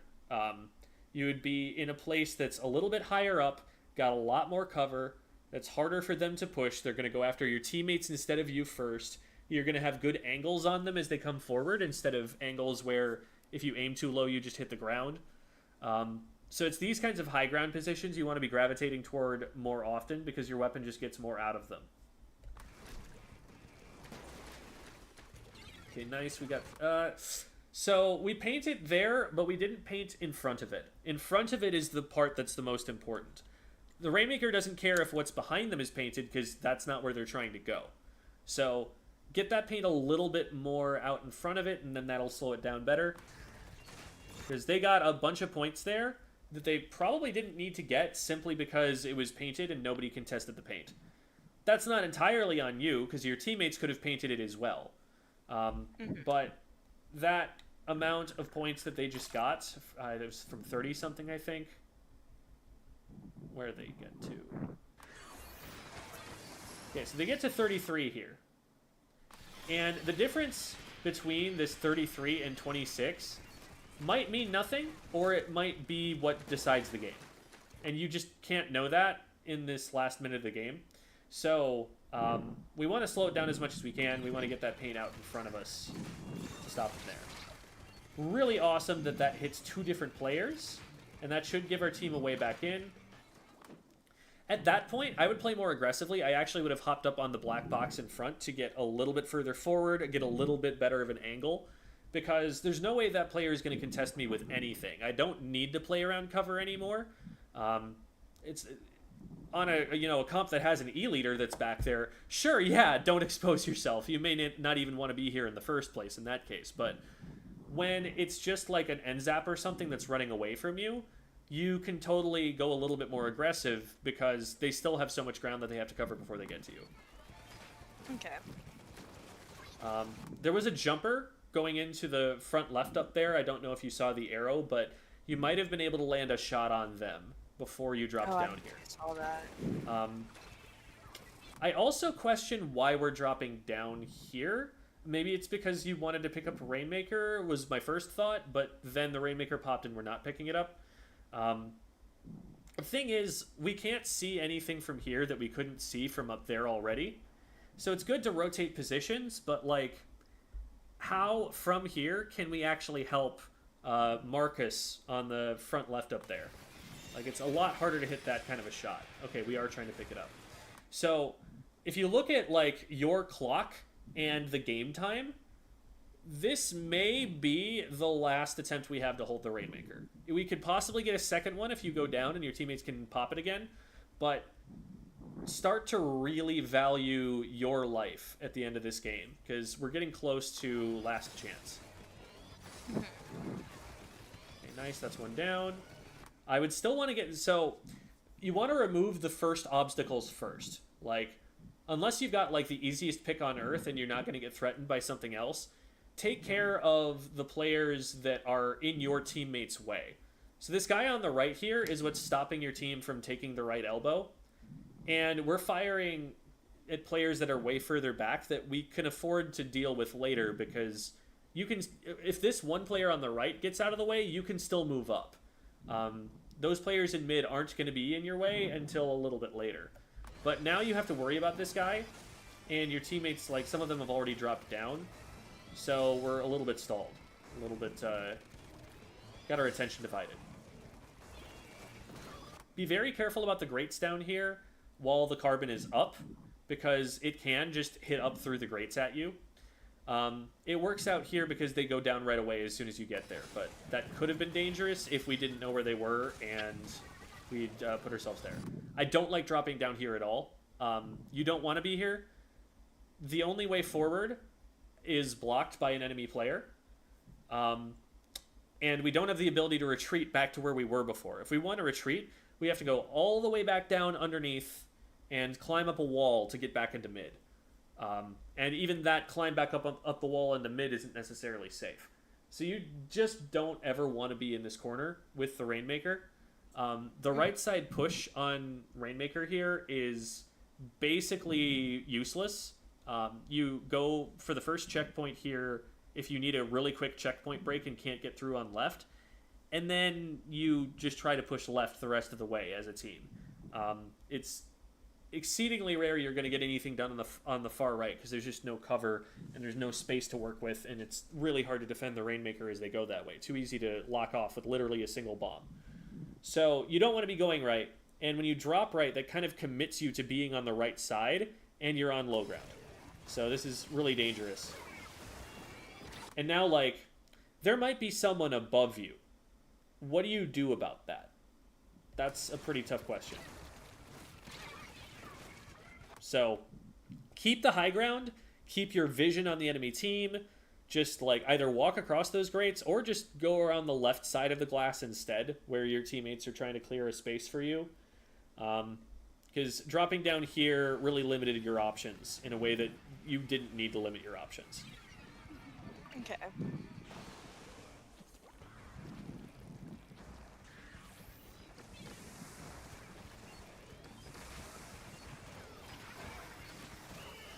At that point, there's so little time that you basically need to just be holding forward to get in range of the Rainmaker and hope that you can splat them. If you splat the Rainmaker there, you get 15 seconds of overtime, and maybe your team can do something with that. But if the Rainmaker carrier doesn't go down, it doesn't matter that you get a triple on everybody else. The game still ends. So Rainmaker needs to be the only target at that point, because you just didn't have time to deal with anybody else. So there were some Rainmaker-specific things there, but I'm going to reiterate that I think the biggest thing for you to work on is positioning. You're putting yourself at low ground in a lot of situations where there's just no reason to, and it doesn't help you, and it makes you less safe. It gives you fewer angles. So that's one part of it. The other part is what we talked about already, which is proximity to the enemy team and to enemy ink. Play safe enough that someone cannot sneak up on you, that it is physically impossible for them to sneak up, because for them to move toward you means they would have to go through your ink. That doesn't mean you have to have the entire map painted. It just means that you have to have all of the area in between enemy players and you painted.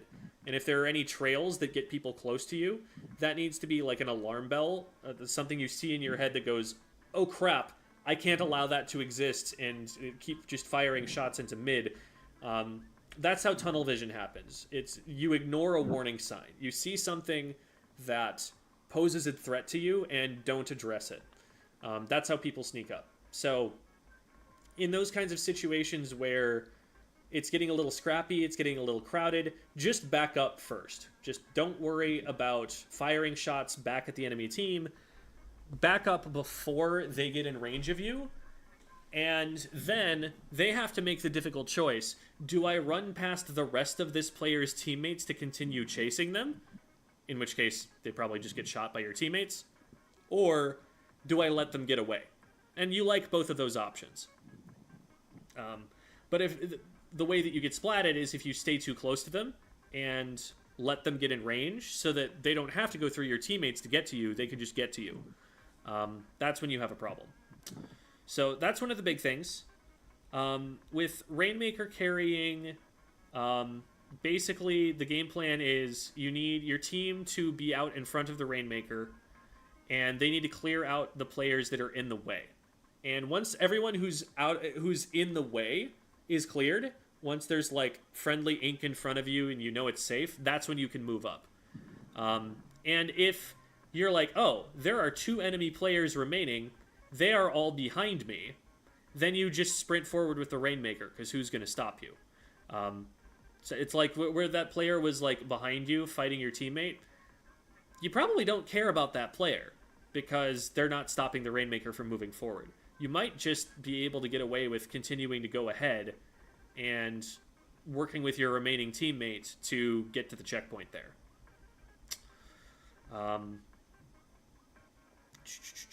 then the last thing we talked about was this is important in Rainmaker. This is also incredibly important in Clan Blitz, and I would imagine if you're struggling with it here, then it would probably be an issue in Clan Blitz as well. And this was just looking at the one situation, so it might be that maybe you were worried, like, when we were talking about painting in front of the Rainmaker carrier to paint their feet, it might be that you were aiming to try and, like, get around cover or something. It might be that you were just trying to hit them, and this wasn't what you were thinking. But when someone with the objective wants to move forward, and you need them to not move forward because they can score if they move forward, err on the side of missing in front of them. If you're gonna miss, don't miss behind them, because then they just get to keep swimming. Miss in front of them so that paints their feet, and now they're stuck. They can't move forward, and they're going to be an easier shot because there's something in their way, and they have to stop. Before, we kind of aimed our shot just a little bit behind them, so they didn't have to move very far to be able to keep swimming, and they got some more points, even though we hit a great shot afterward that actually hit 2 people at once. Do you have any questions for me? No, not really, actually. Okay. Awesome. If you think of anything, feel free to just DM me after. Okay, yeah. I think I'm just probably gonna, like, mess around on recon with, like, better positioning, because I do think that's one thing, is that I keep forgetting how much range in regards to everyone else that the bow has. Because I know it's, like, one of the longer range ones, but I think I'm, like, consistently forgetting if I outrange certain things. You said that you used to play Bucket, didn't you? Yeah, I used to play Explosher. Oh, Explosher. Okay, that's a little different, but yeah, it is a pretty long-ranged weapon. Like you're thinking more like charger positions.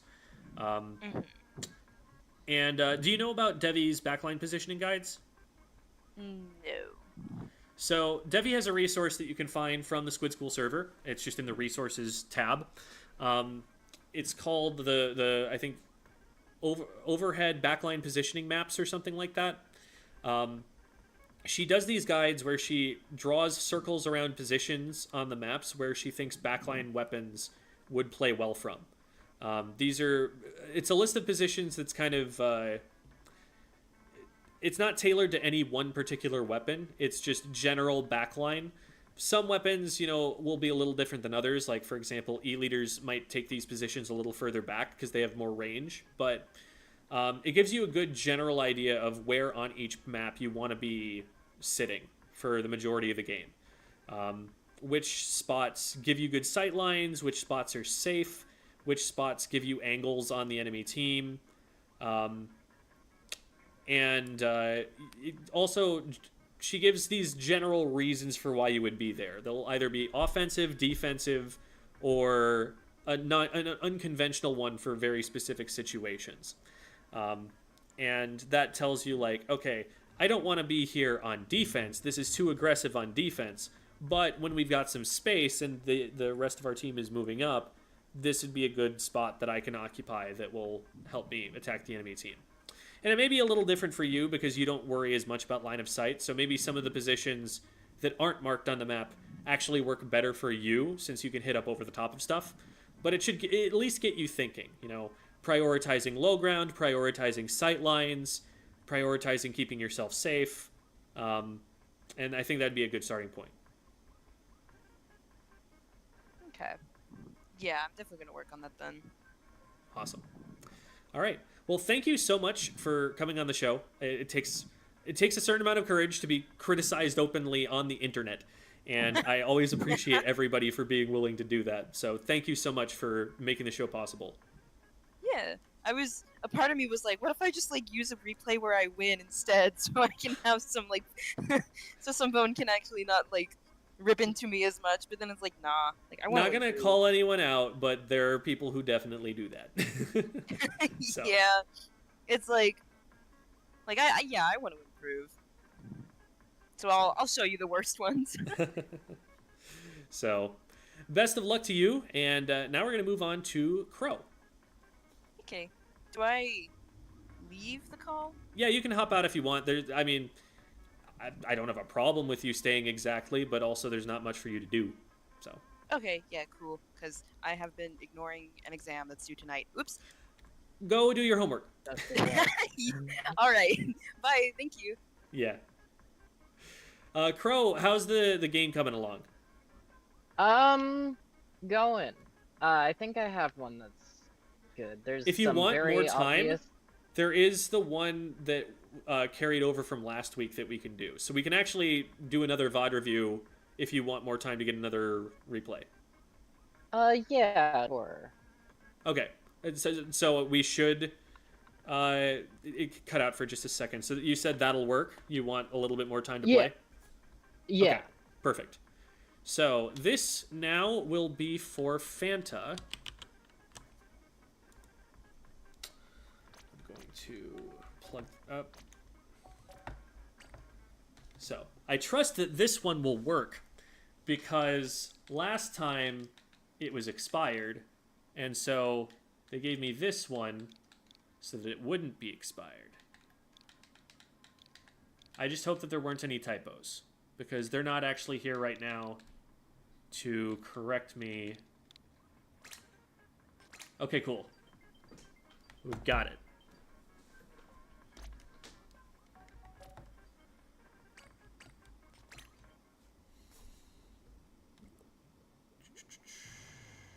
So, they did have a question here, kind of something to focus on. They ask, what could I have done better when trying to retake the zone? This is Anarchy Open.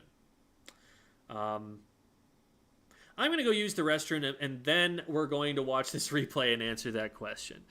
In the meantime, here, have some cats.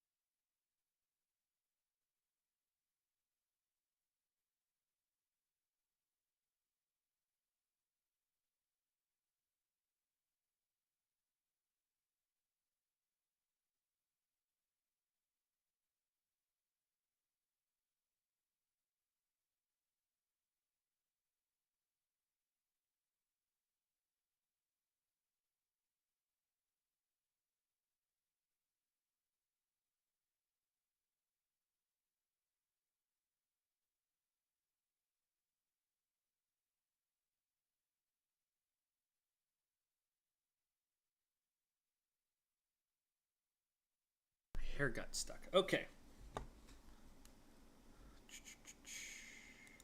Cut.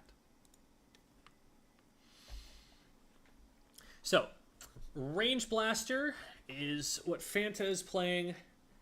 And then this is Anarchy Open. They didn't tell me whether they were on calls with any of these folks, but I wouldn't be surprised if this is just completely random matchmaking. So, not a bad comp that they've got here. You as the Range Blaster, you kind of have the ability to serve as a bit of an anchor if you want to, but it's not necessarily the thing that the Range Blaster usually plays to. Usually it's a bit more aggressive. But like, you have longer range than basically anything else. I think the Wiper might outrange with the charge slashes, but that's not super huge range or anything. And you also have a lethal bomb that you can back up and throw. So you don't have to go in super aggressively if you don't want to, but what would be nice for you to be able to do is contest the Dynamo and contest the E-Leader, because those weapons are going to be a huge pain in the butt for your frontliners to move in against. Dynamo, if you run towards a Dynamo with a frontline weapon, you're kind of just gonna get splatted. And the Leader will cut off a lot of angles. You have the AoE that you can use to hit around stuff and potentially remove those players from play. So that would be my first priority. If you're ever able to get rid of something like the Junior or the Flingza, that's also not a bad thing to do, simply because they paint so much and they will be the main players contesting the zone, although the Dynamo will do a good amount of that as well. I think the Junior especially, get rid of them, and that's a lot of their paint output, a disproportionate amount of their paint output that's been removed. So, wait, I hecked it up. It was supposed to say, do not ever remove the cute creature. Yeah, the exclamation mark cat command is intended to warn me that somebody, that the cats or whatever else, whatever other animals are on screen when they shouldn't be, when people are trying to watch the gameplay. So, okay.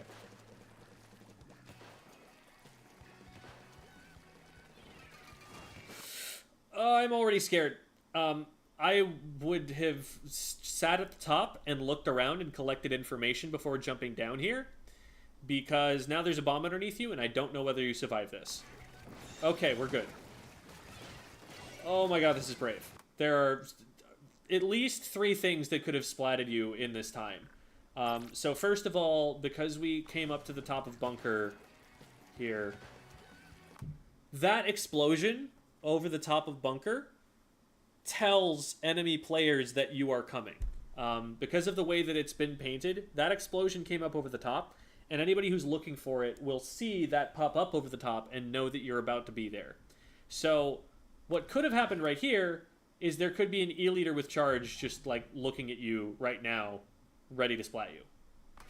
Then we jump off without really looking and seeing that there's this bomb down here. So even if this doesn't splat us immediately on landing, you can see it does a certain amount of damage. And maybe this combos with like a long distance roller flick or something like that. So we don't like that either. Now we are able to splat this player off of that play after taking significant risks to get there. And since we don't get punished for it, we get that player. We do not want to swim forward after that, because now there's an E-Leader looking at us. And they definitely should have hit that shot.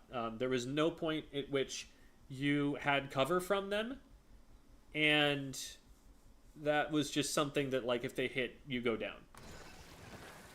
But because all of those things miss, we end up with a double here.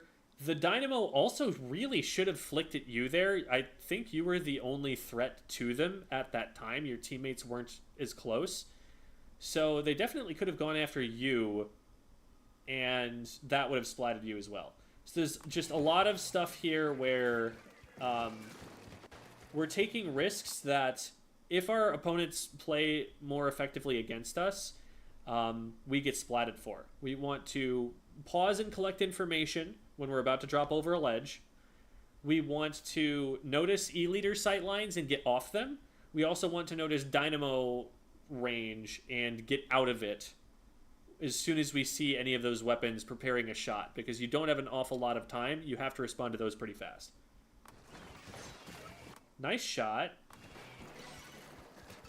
And now we probably should get splatted by the E-Leader here, but they've decided not to fire their shot at us. But they like we just don't want to be tempting the E-Leader at all here. They can see this the splashes in our ink. They're already aiming over to us. That's a shot that 100% should have splatted us. They were aiming directly at us. They had the right idea. You weren't in range. We need to respect charger sight lines, because right now they're missing, but as soon as they stop missing, you just get splatted for this. And you get up to like my level in competitive matches, and the E-Leader's just not going to miss. You give them a shot, the E-Leader's going to hit it. And you play by outmaneuvering them, not by making them miss their shots. So, very, very aggressive plays here that are working out because your opponents aren't punishing you for them, but that could definitely have gotten punished.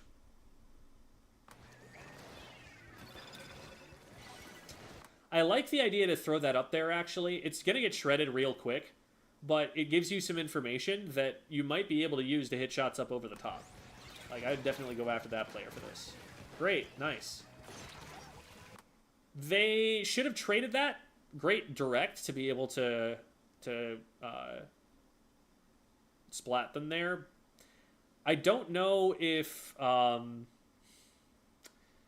because they just completely whiffed. And if they don't whiff, they hit you. I don't know if they hit you before your shot comes out or not, but... Okay, nice. So even though you go down here, like, there wasn't an awful lot that you were going to be able to do about this roller. They were going to trade that back. But you've already gotten 2, and now getting a 3rd, totally worth it in exchange for going down. One of the other things that's awesome about this is that you are the weapon on your comp that paints the absolute least. So the fact that you traded with someone who paints a lot, and you don't paint as much, you're coming out very, very slightly on top of that. Obviously, you always prefer the clean pick, because the difference between Dynamo Paint and Range Blaster Paint is not as big as the difference between you having 4 weapons that are alive on your team and 3 weapons that are alive on your team, you know? You'd still prefer to be up, but even so, you definitely got the better of that trade, and I don't blame you for going down to the roller after getting that other pick. So, this works out. I don't know where the rest of your team is. I don't know where they have been for this whole match so far. There's a lot of positioning that you have here that is so aggressive that you're going out like in front of them, even though you'd probably prefer for them to be painting the way forward and then swimming into it more often, so that you can use your range, so that you don't get flanked, so that you have room to move, so that it's easier for you to find your targets before you have to shoot at them. There are a lot of reasons that you'd probably prefer not to be the furthest one forward, or at the very least to be pushing at the same time as someone else, at the same direction as someone else. You're getting isolated a lot of these times, and then you're outplaying mechanically to be able to like hit directs to get yourself out of those dangerous situations. But you don't want to be taking a lot of the positions that you've taken against players who are more capable of punishing it, because at a certain point you do just end up in a position you can't direct your way out of. And that's if they're playing it correctly, of course. So now your teammates should be able to collapse on this Flingza, but have not, and we don't know where they are. There they are. And, okay, so you were expecting them to go up over the top, and they end up swimming around on the bottom instead. As an AoE weapon, I expected that the Flingza was just going to swim backwards instead of trying to climb up over the top into mid again. So after I hit the first shot, instead of firing another one, I would have tried to swim forward and then fired that second shot, so I'm chasing them more than I'm firing 2 shots from the same place. From here, let's see, what happens from here? After the Flingza goes down, or jumps out, rather. I also probably would have dropped down a little bit closer to them as I'm hitting that first shot, just so that, you know, they're going to run away probably after that first shot, and I want to be a little closer to them once that happens. So one thing I would definitely do there is paint the side wall so that I can swim up that if I need to. You're taking a much more aggressive position here, and the reason I don't like that is that you don't know whether there's someone on their bunker. We haven't checked, like, unless you've checked the map and it doesn't look like you have because you haven't, like, stopped for a second. There could just be, like, the junior about to drop in behind you on the left side. And that would surprise you while you were trying to fight the dynamo, and you'd probably go down to that. If you go up with a little bit more distance from the bunker there, then you're probably safer. And you still have an angle where you could threaten the dynamo. I'm also worried because from up here, the E-Leader can hit you. It's a harder shot for them, but they can definitely do it, and they actually manage to right there. We're not respecting the E-Leader's angles well enough here to keep ourselves consistently safe from them. So yes, we get the dynamo, but the dynamo had cooler at the end, I believe.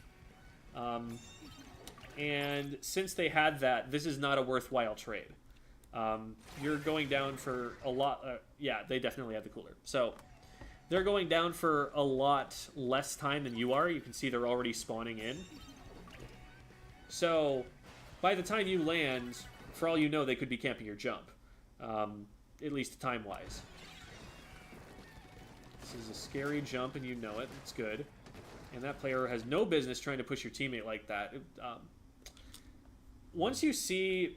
so I recognize here that this player is just walking and shooting, and that they're not repositioning in the middle of their shots.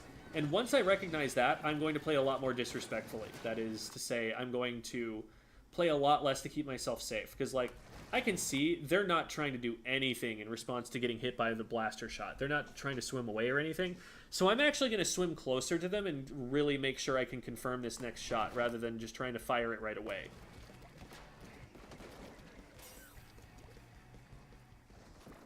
So we're trying to get in a sharking position to attack the E-Leader, which succeeds. Great work.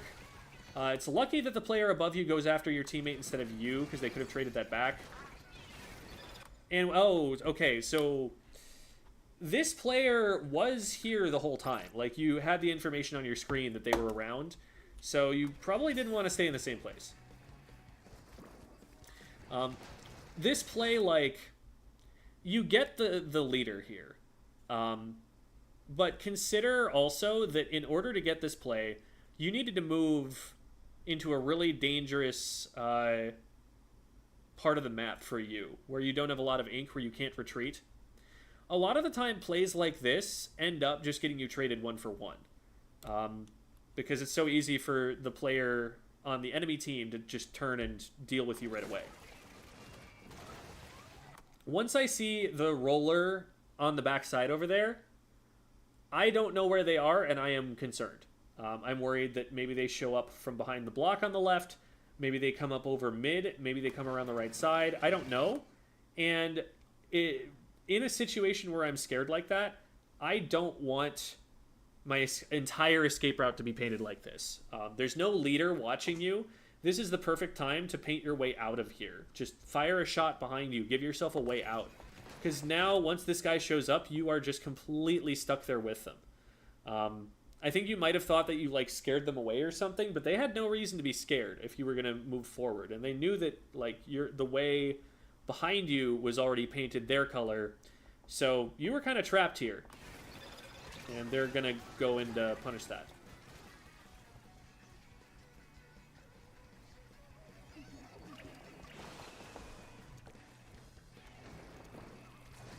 I probably would have fired a shot at my feet there just to make sure that that was painted and I wasn't going to get stuck if I were trying to drop out some other time. It doesn't cost you any extra time to fire that shot because you're falling while you're coming out of spawn. So...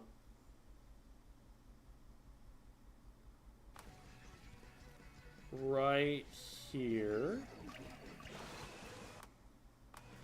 So, like, right here, you're gonna fall to the same spot on the map every time. Just get a shot off in the meantime, because, like, what else are you doing in midair? Unless it's a shot that's gonna reveal you to the player you're going after. Okay, so nice easy pick there. I don't like continuing to go in after this, because now everyone on the enemy team should know where you are. They should at least know that there's danger from in front of that. Now that the Zook is going in, maybe it's safer, but like there's not a lot of room for you to back up here. I would rather you be making it a little bit easier for you to leave.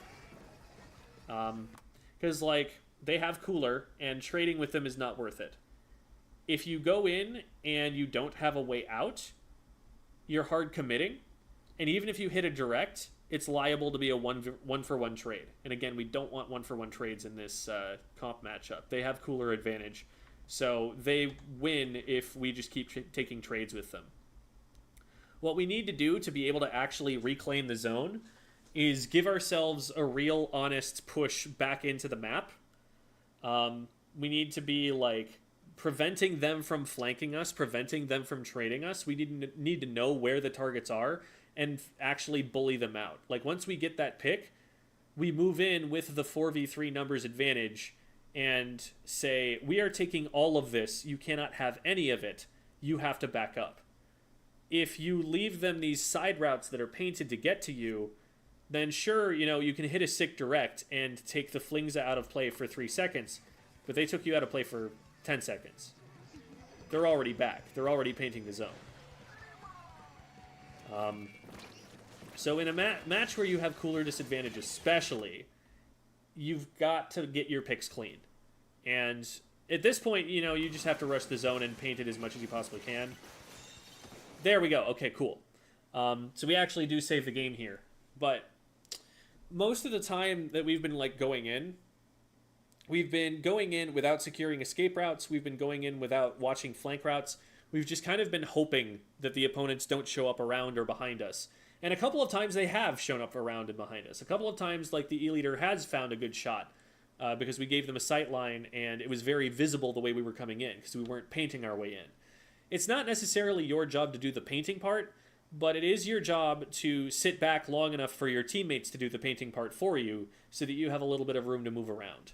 And then after you've got some room to maneuver, you might be able to go in and like get a pick on someone and then be able to back up and then be able to disengage and retreat in a way that doesn't get you traded back by the enemy team and actually secures some space, because now instead of just like both teams losing control of that part of the map, their team has lost control of that part of the map and your team still has control, so you kind of close in around them. Oof. Lucky that the Dynamo ended up missing there. Definitely do not stay there. That was full view of the enemy team for entirely too long. As soon as you dodge like that first Dynamo flick, like you're trying to get back behind cover as fast as you can. So I like that we're going after the E-Leader. But yeah, as soon as that lands, like look at how damaged you are. Just look at the corners of the screen right now. This is not a condition in which you want to be anywhere near a source of damage. I would just like try to squid roll backward over the wall back into mid, heal up, and then maybe re-engage. But you end up actually going down a one-way drop that isn't painted. So there's no way out for you. The best you can hope to do is trade at this point. And that's not even going to happen because the enemy team sees you, you're marked, the E-Leader's watching. Just like, this is the most dangerous position you could possibly be in the game in its current state. And that was what we did in response to taking a really high amount of damage from a roller flick. So like, right now, like, we're W keying really, really hard to our detriment a lot of the time.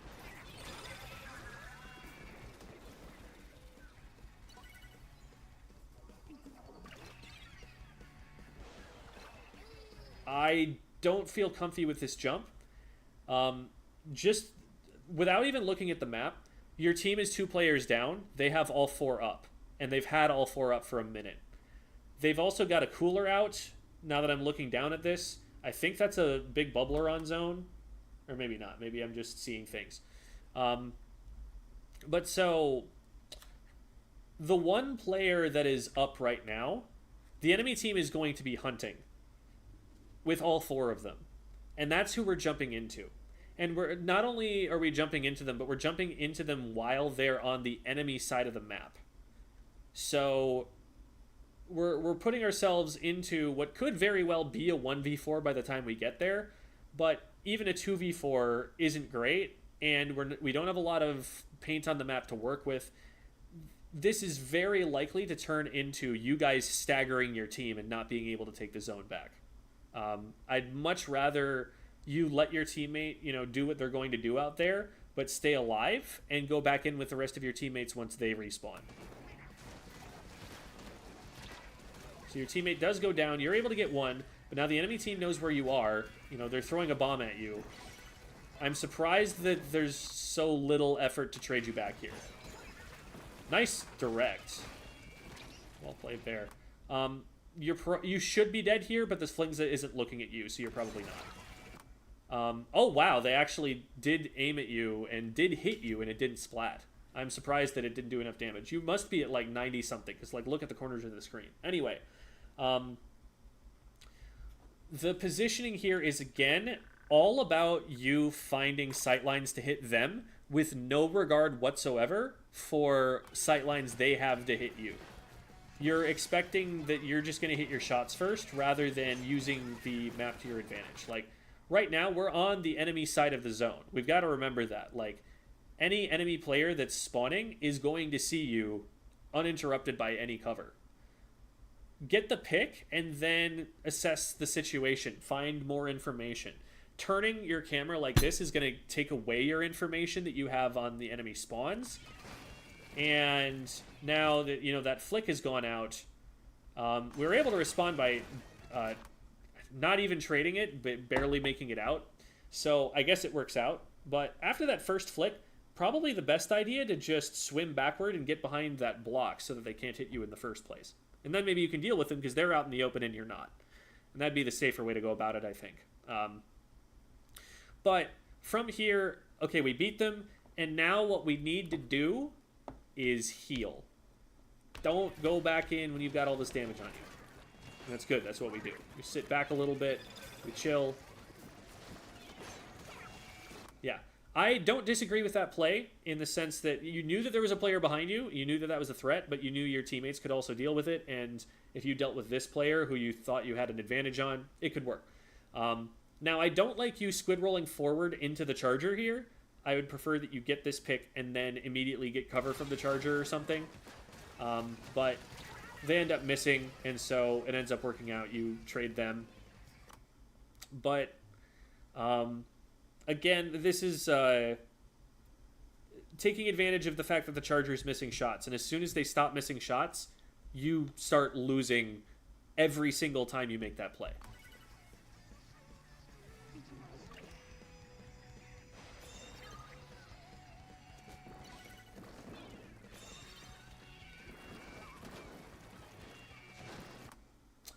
I want you to be doing more of checking around corners with your AoE instead of just trying to find someone and then, target locked going in for the direct.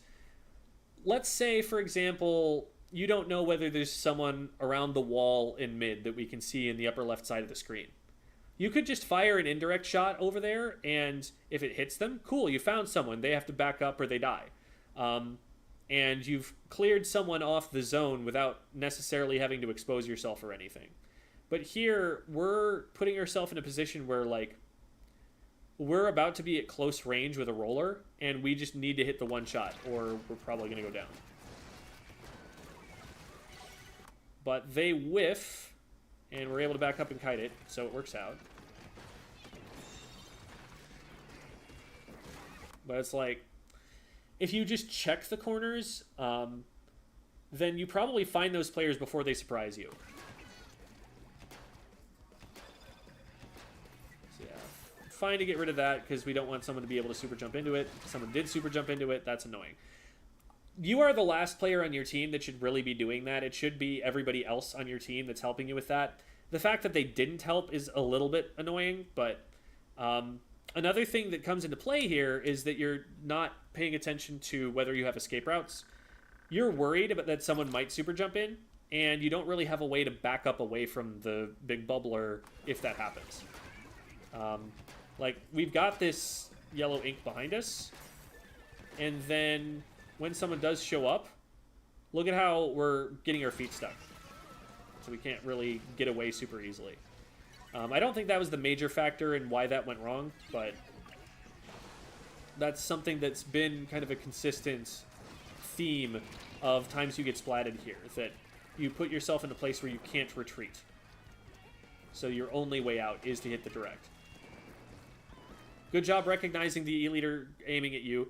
That is one of the first times in this match, honestly, that I've seen you pause and collect information before committing to a position like that. I want that happening way more often. So here is just recognizing where the bomb was. I saw that, and you honestly probably had shots on the player who threw it if you had moved forward instead of moving toward the bomb. I'll point out exactly how I mean in a second. So from here, what I want you doing is getting behind this piece of cover. Get right up next to that block, and that way you can get closer to this player who threw the bomb while still being completely safe from the E-Leader player who doesn't have an angle on you from there. And then you can also hit further around the wall that the player runs away to. So you can chase that player down, and what that also does is keep you safe from the bomb, and it keeps you away from your teammate so that you and your teammate don't go down to the same thing. Because this double bomb ends up just giving them the ability to get the zone back, unless, okay, a hammer gets used, and maybe that actually works out. This was a dangerous jump if you didn't know where the E-Leader was. If the E-Leader was still watching window, then you just get immediately splatted on landing. So this only works because your teammates chased them away, and I don't know how you would have seen that on the map on the way in on this jump. Again, unsafe with the E-Leader watching. Those jumps over the top.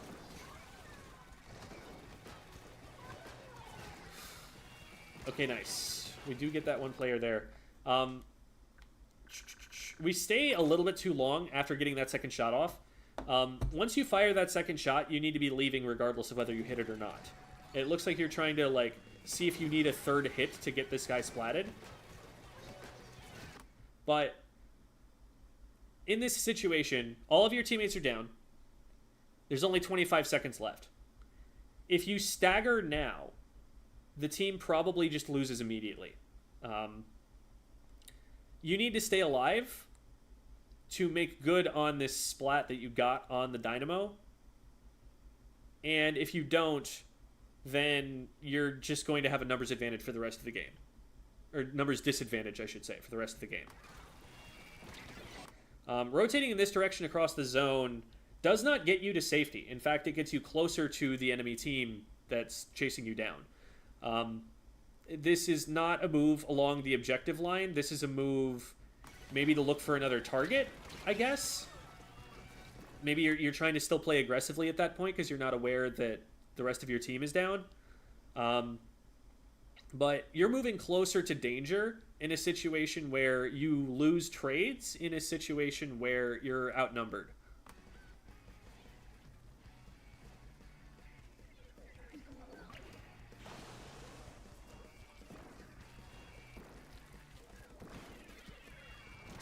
Okay. We make it.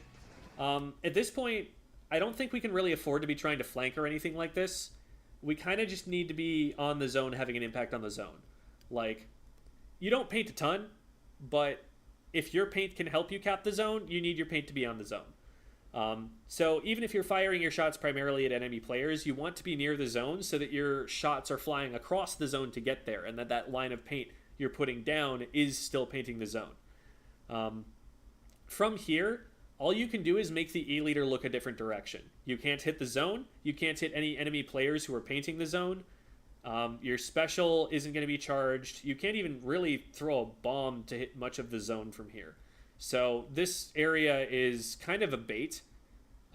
It's really not as valuable unless your only goal here is to get the E-Leader looking a different direction. But at this point, we're probably out of time. Oh, wait.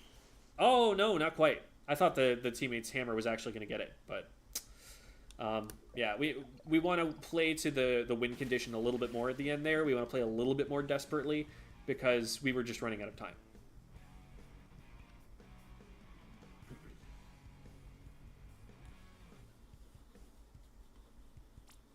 All right. So, major things. Number one, and by far the most important, is your positioning. Give yourself escape routes out of bad situations unless there is already no chance that you're going to be able to leave. Then, sure, maybe go for the last direct. Like, in that situation where you got the dynamo and then the flingza immediately hit you afterward, like, once you're in that situation, yeah, you go for the splat on the dynamo for sure. But you try not to end up in that situation where you can't leave. You would much rather be in a situation where you get a pick and then just get to continue existing. And there were a lot of picks that we got here that could definitely have been punished if the enemy team was more aware or was hitting more of their shots. We're disrespecting E-Leader sightlines really often, and that is going to come back to bite us frequently. The stronger the E-Leader players you're up against get. The higher you climb the ladder, the less and less that's going to work, and the more miserable the E-Leader is going to make you.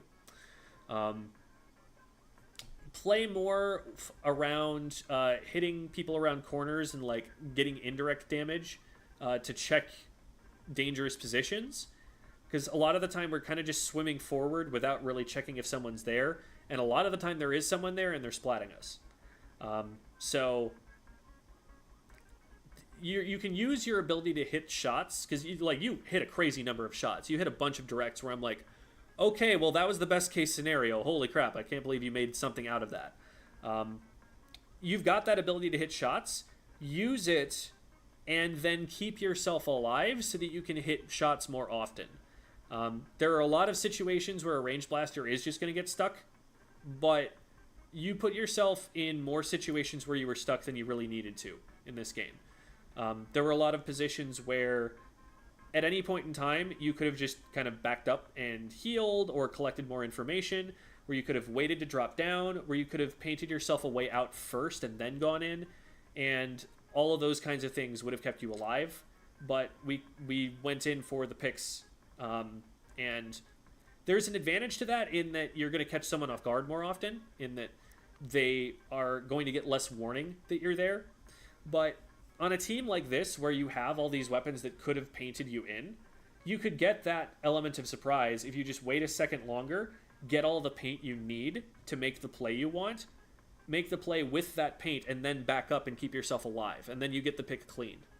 And you're going to be able to hold control of the zone instead of taking crazy fights around the zone, regardless of the state of your team having control over anything. One thing I will say that does impact this game significantly is that you had a teammate who went 3 and 10. Now, they did paint a lot, all things considered. Like, that's a crazy amount to have, considering that they went down 10 times. Considering that, like, they only got so much done in this full-length game. But even so, probably some of the reason that your teammates weren't able to follow up on your picks that you were getting as well was just that they were losing fights themselves. So that's a part of it. But always more helpful to focus on what you can improve on than to be like, oh, I don't have to change anything at all. I just have to roll different teammates, because you don't have the ability to control whether you roll different teammates. So those would be the big things that I'd say. And if you have any questions, of course, feel free to let me know. But the general answer to your question, what could we have done to retake the zone better, is establish zone control. And I don't mean control of the splat zone. I mean control the space around the zone. Your plays were all made to get picks. And picks do remove enemy zone control. They do take away the opponent's ability to contest certain spaces on the map. But at no point in that game were you thinking of the mind, we control this space, and so here I'm safe. We don't control this space, and so I should be taking cover or getting out of this position. This zone that you control is the area where if you move into it, the enemy team should immediately be shooting at you. And you moved into that space a lot and just kind of dared them to do it. And got away with it a lot more often than you would at a higher level, I think. So actually move into space that you control. Don't move forward until you control that space. Get picks for the purpose of establishing control. And then instead of getting like 3 picks on their plat while the enemy team is still scoring on the zone, you're going to clear them off the zone, let your team paint the zone, and then the picks that you get are going to be with the purpose of keeping them away from the zone. Your goal should be to remove them from the area where they can paint the zone, and then splatting them is a secondary concern. It's a means to that end, or even like something that you don't even worry about as long as you can still control the zone. So, all right, we're all set with that. Crow, where are you at? You got a better one for us? Got something you want us to watch? I'm not hearing Crow. I am in the middle of a Clamblitz game. All right. I think I have one that'll be good. Just have Awesome. to finish this game. So, what's the time on the game?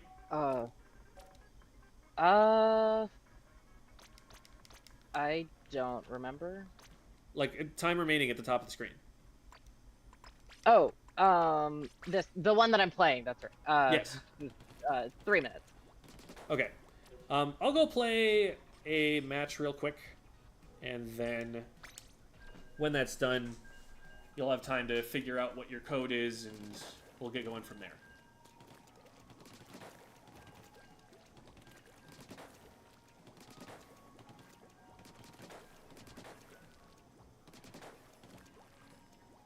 You want to do it? You were talking about wanting to get a VOD review earlier, weren't you, Beethoven? I think we've got a command for that. There it is.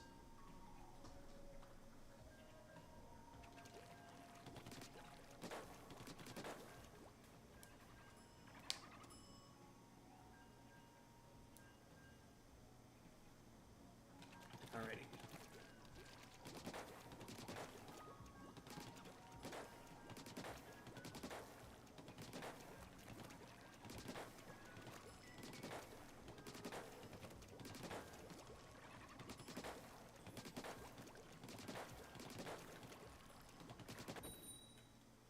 Here we go.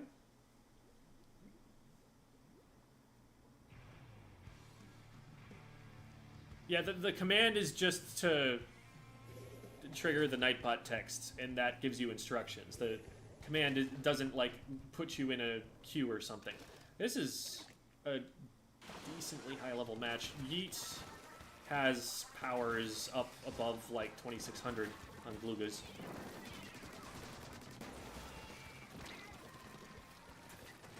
Top 500 on the other side, too. Oh, well, we're going to be able to trade that at least. I wish I'd known about that player on the right, but it ended up working out. I think we get a check here. Now, we probably should just go this way at this point. Okay, well, I will be a flank then.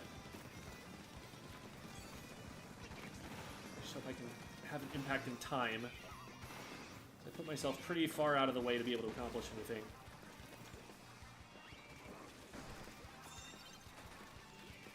Okay. Well, they don't need me. They're cracked anyway. I'm gonna go back to flanking left. Hopefully stop looking at that now. Nope, they haven't, but they missed their shots, so I get to win.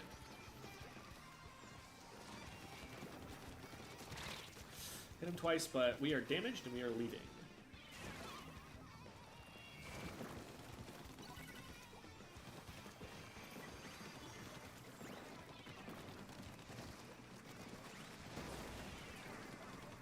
Another crab tank. They do have 2 of those on their team, don't they? What was that? I don't know what just happened.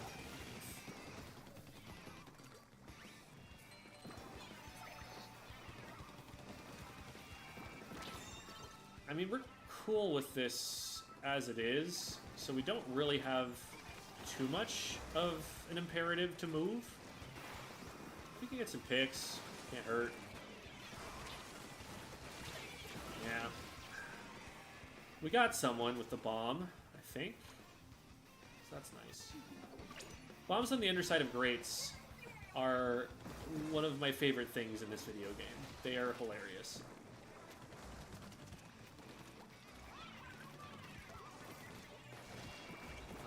Looks like we're trying to go left here. Oh, we've got 2 crab tanks. Cool. Well, that's just going to stall the game out for a while. And I need to not be close to Yeet when Yeet explodes, because that is probably what's going to happen at this point. I'm painting my teammate out of there and then stopping them from getting dropped on the left. Giving ourselves an escape route here because we're starting to notice a lot of pressure.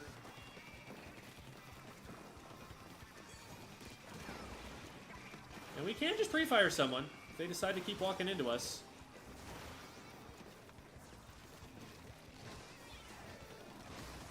If they have rain, I have to be careful about that, because that has range to hit me. Oh, this rain dropped on me. Nice shot.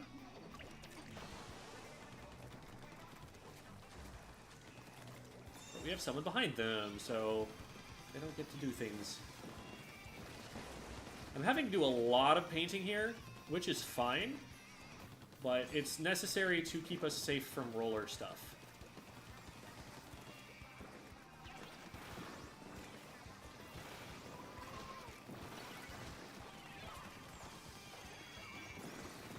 I need to jump. Lucky I didn't go down immediately. The dynamo goes down to the crab.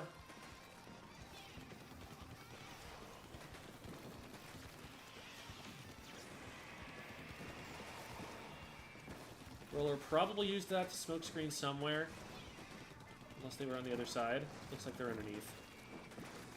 Let's see if we can... Oh my god. Another crab tank. This actually gives us an angle where we're safe from the crab tank, and it's frustrating for them because they didn't know I was coming. Unfortunately, I completely whiffed all of my shots, and they just turned and lasered me, so that wasn't a great fight from me. Probably could have moved maybe once in the middle of it. Would have been smart.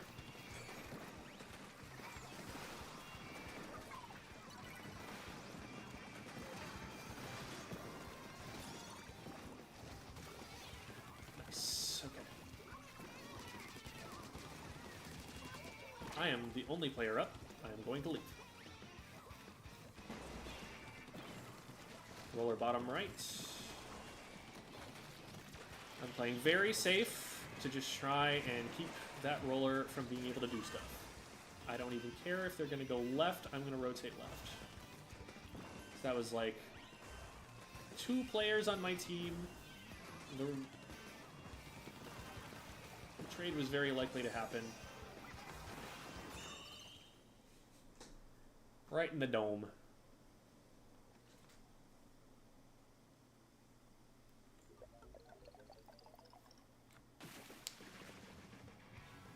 Okay, here is the flip code. Awesome.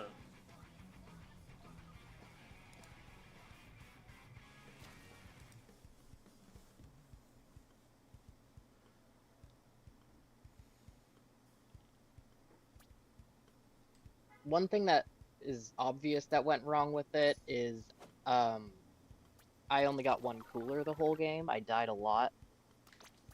So that's something I need to manage, I think. All right. So we will take a look and see what we could potentially do about it. L9 and M. U65K. C4WG.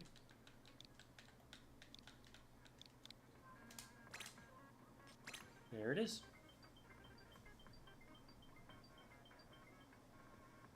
GG Eat! Well played.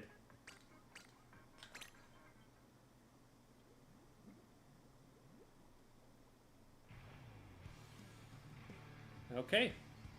Getting started with our third and final VOD review. This was from just today because we didn't actually have a replay code that was going to work up until then. So, here we go. So we have cooler advantage over the enemy team, which is awesome. That means that you can play to the cooler a lot and get value out of that. Anytime you have a cooler up, your team should just win the fight because it's kind of a 6v4. So that's something that you can play to. But let's see, we got Clan Blitz. So you do have plenty of time to get set up. If you wanted to go for early cooler here and just throw a bunch of fizzy bombs until you get it, you could. And you wouldn't lose a ton of time. But if you wanted to play aggressively, you have some options to do that. Clan Blitz usually starts pretty slow, so there isn't a lot of a time constraint for you to get going and doing things. The world is your burrito. Watch out for the end parry dualies and the sploosh to be running toward you with curling bombs. One thing I would definitely do, anytime I'm playing this map, I'm going to check this. But especially when I have like really fast moving aggressive weapons on the enemy team, I'm going to check the map to see if they drop out on the left hand side, because they will get to our plat before we get to the end of our plat, just the way the map is designed. Like, you look at the angles, they just have much less room to cover to go left than we do. So they can often surprise people from there, and you want to watch out for especially curling bomb trails being in that direction, because that's how they're going to get there the fastest. You also want to immediately figure out where this E-leader is so that you are off their line of sight. I like the camera angle, checking the opposite plat to see where they are. It's really dangerous before you know where people are to poke your head out from behind cover like that, especially if you're going to move that far out of it, because then if the E-leader's watching, you just get snapped to and deleted. E-leaded? Yeah. Deleted? Anyway. So we get back behind the cover, which is good, and then we find our way forward with the help of some friendly paint. I wouldn't have gone for that if I hadn't known about the friendly paint that was about to be there, but it was there. We snuck through. We're safe. And then this player is just way out of position, so we get to punish that, which is awesome. I don't like that we're... Whoa. I dropped my controller. I don't like that in that position, we see the E-leader above us, and we kind of take our camera off them. Once we see that laser, we want to know where they're looking, we want to know how we can get cover from them, and what they're planning on shooting at. So, okay, we get out from behind it. One option there, if they're not going to look at us, is we could just swim, jump forward, and double slosh at them, because, like, they probably should have splatted you already. So the fact that they didn't means, oh, well, maybe they're not watching, and maybe I can go for this. And it's like, if they bait you into attacking them at that point, okay, fine. Well, they were going to splat you anyway, so it doesn't really make a difference. Yeah. I like that fizzy bomb, trying to clear them out of the way. This is dangerous, yeah. If you don't get some initial damage on the junior on your way in, you probably lose this. If you had gotten one slosh on them, or like a 50 damage fizzy, then you could walk in there and one-shot them, and you'd probably at least trade, but the junior, it is still a shooter. It does have a pretty fast fire rate. It doesn't have a bad kill time. The biggest disadvantage of it is its range and its accuracy, but both of those are kind of mitigated by the fact that if you're going to push this player, you have to push into their bubble. So they have a little piece of cover that they can work around, and they also have a pretty fast kill time. You actually do probably lose the 1v1 if they're in the bubble specifically, and I probably wouldn't have pushed it. Yeah. Another reason not to push it is that you're so close to cooler at that point. You want to be kind of making risk assessments based on how close you are to special. So if you're like, I don't have any special charge, what the heck? You could throw yourself into something and it's not as big of a deal. But if you're like 80 to cooler and you're like, let's just jump into the enemy team, whee! That's a little bit more of an issue. A lot of opportunity cost to that.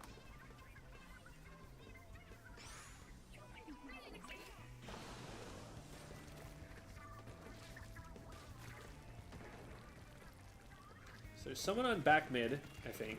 Either that or someone shot at back mid. This should get you shot by the E-Leader, but they just happen to be in the middle of throwing a wave breaker out. So for no reason that you could have predicted, you ended up being safe with this, but this is not something you should expect to be okay.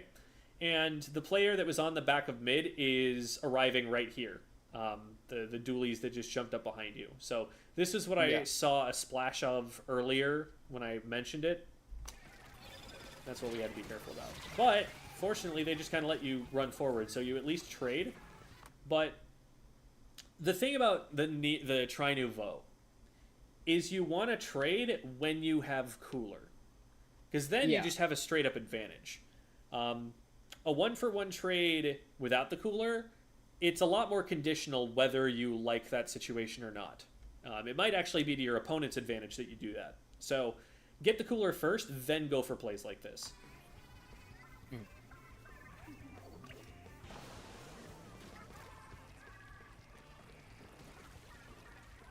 Someone went down on left. It was probably the E-Leader, but we want to make sure we don't...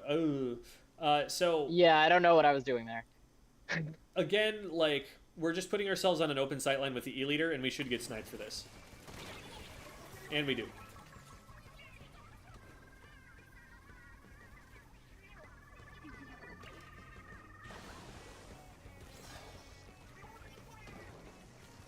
Okay, so something that's important to recognize here is that the clam holder is the one with the hammer.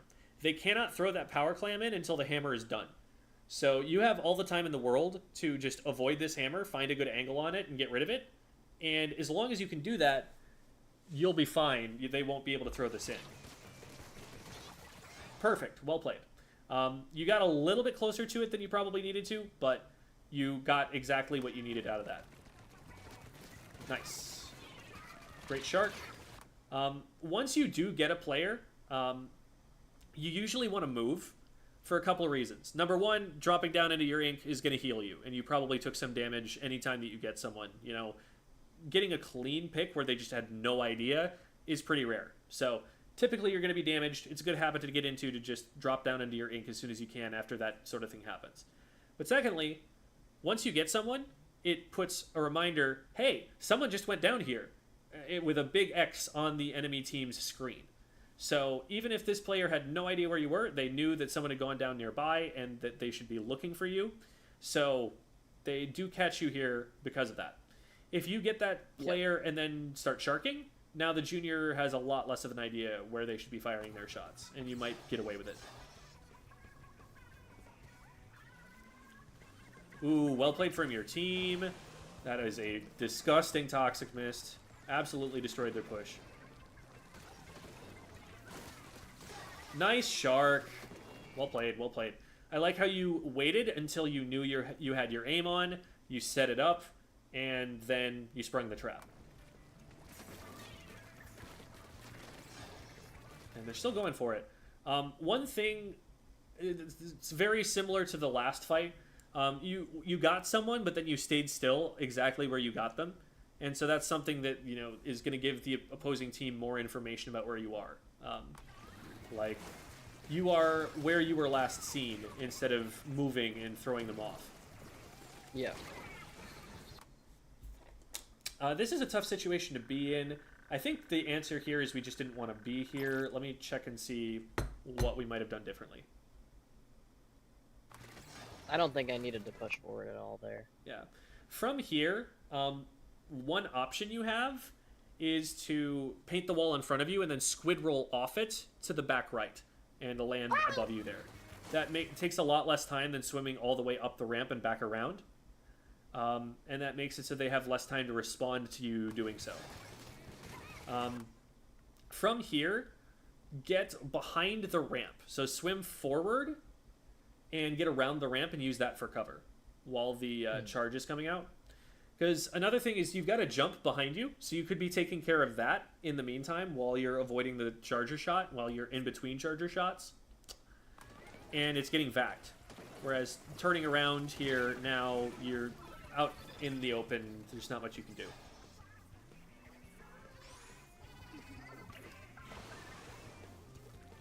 2 down.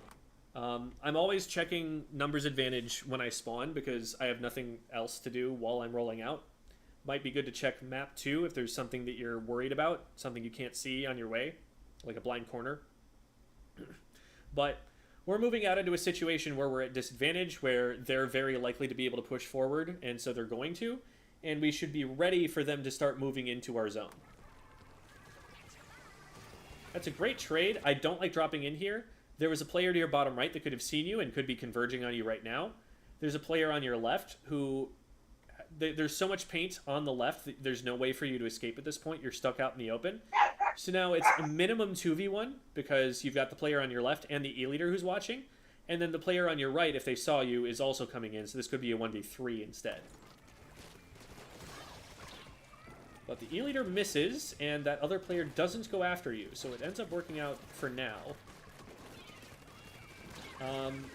Oh, and we just barely get in range. There's a video I made about hit confirming. Do you know what that term means? No. It's a fighting game term which refers to recognizing whether you got the first hit of your combo or not. So in a fighting game, you get your first hit, and then ideally you get like 4 hits afterward because those hits combo from the first one you got. And so you try to just string them together to get as much damage as you can off a single opening. But the problem with that is that if you whiff the first hit, but then try and execute the combo afterward anyway, you're making yourself more and more vulnerable the more inputs you put in that whiff. Yeah. It's the same deal with sloshers.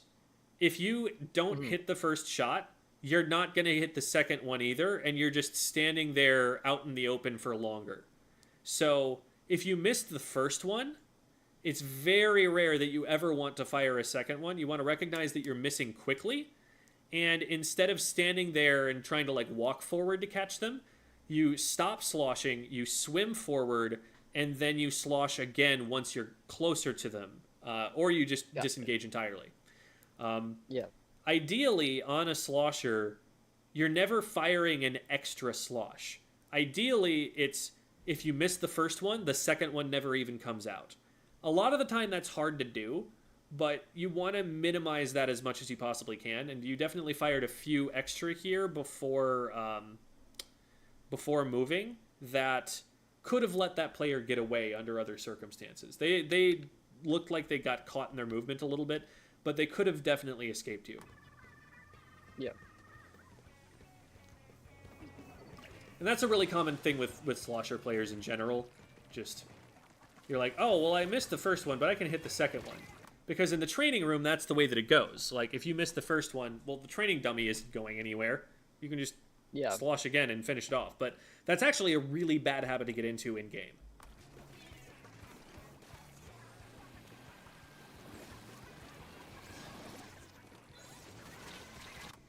So you actually had warning that that player was there because the ink vac found them. And it showed them on your screen. And I think we just didn't catch that. Hello, Lee.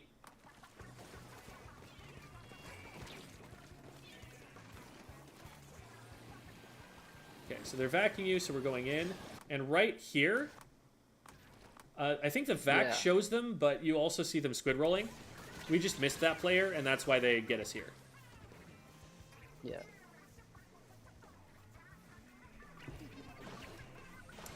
And we knew that there was going to be a player there, so that's something where you want to be unusually attuned to trying to spot someone over there. We saw that there was someone in that area. There's a whole ton of blue paint. Something's gonna be here.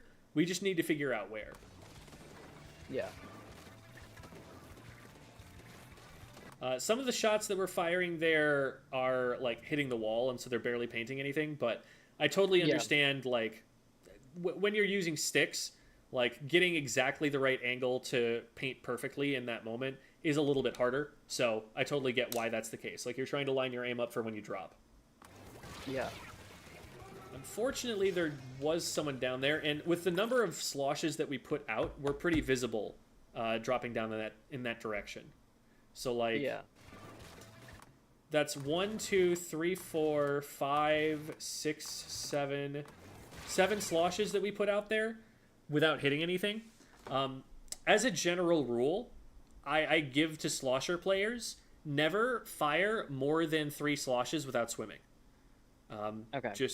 It's unless you're trying to pop Rainmaker. That's the one situation where I could think you might want to fire more, but even then, that's a rare situation, and most of the time, just never fire more than 3 without moving.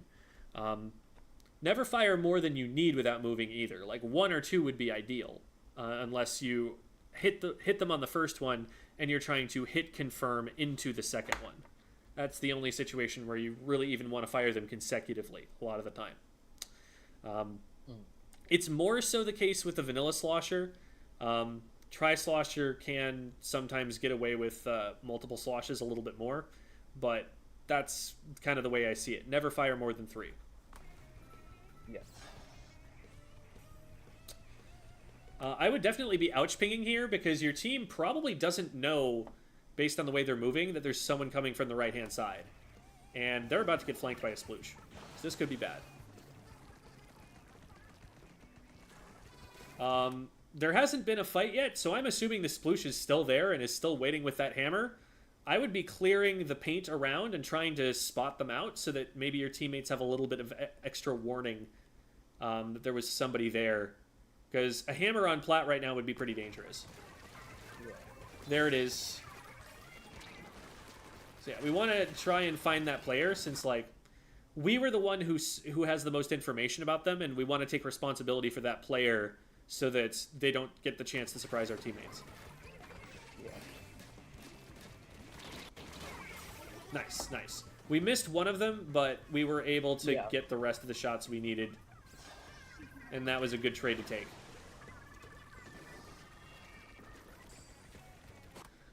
I would consider throwing a fizzy bomb up this line. For one thing, it's going to unpaint it so that they don't have a route to the basket. For another thing, the explosions are going to start happening on top of a fight that's currently happening with the enemy team. So it would do double duty of denying them access to the basket and also attacking them. Yeah.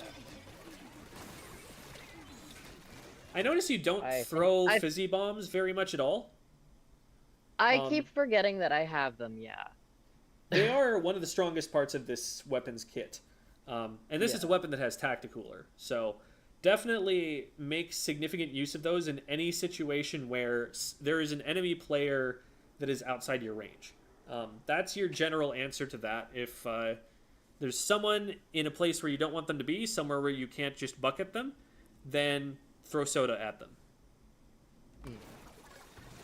Because that also paints more than your main weapon does, and you will get your cooler faster the more of those you use. Yeah.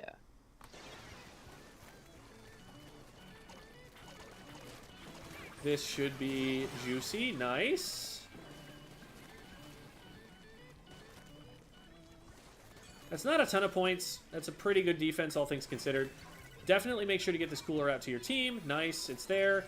I would have thrown it a bit further forward, because 2 of your teammates are so far forward, they probably didn't even see this go down. Sure, yeah, there's I think I tried to, but sticks. Yeah, true. But you could, so like, swim further forward and then throw it. Yeah, go for it. Yeah. And just in this last part here, I end up panicking and making a solo push. And I'm wondering, like, what better way there could have been to manage it, because it ended up that nobody else was there to follow up on it. Gotcha. So we have cooler, so we can totally afford to take trades. Like, this is the time to go crazy if you're going to go crazy. Yeah. You've already got a teammate who's up there in front of you.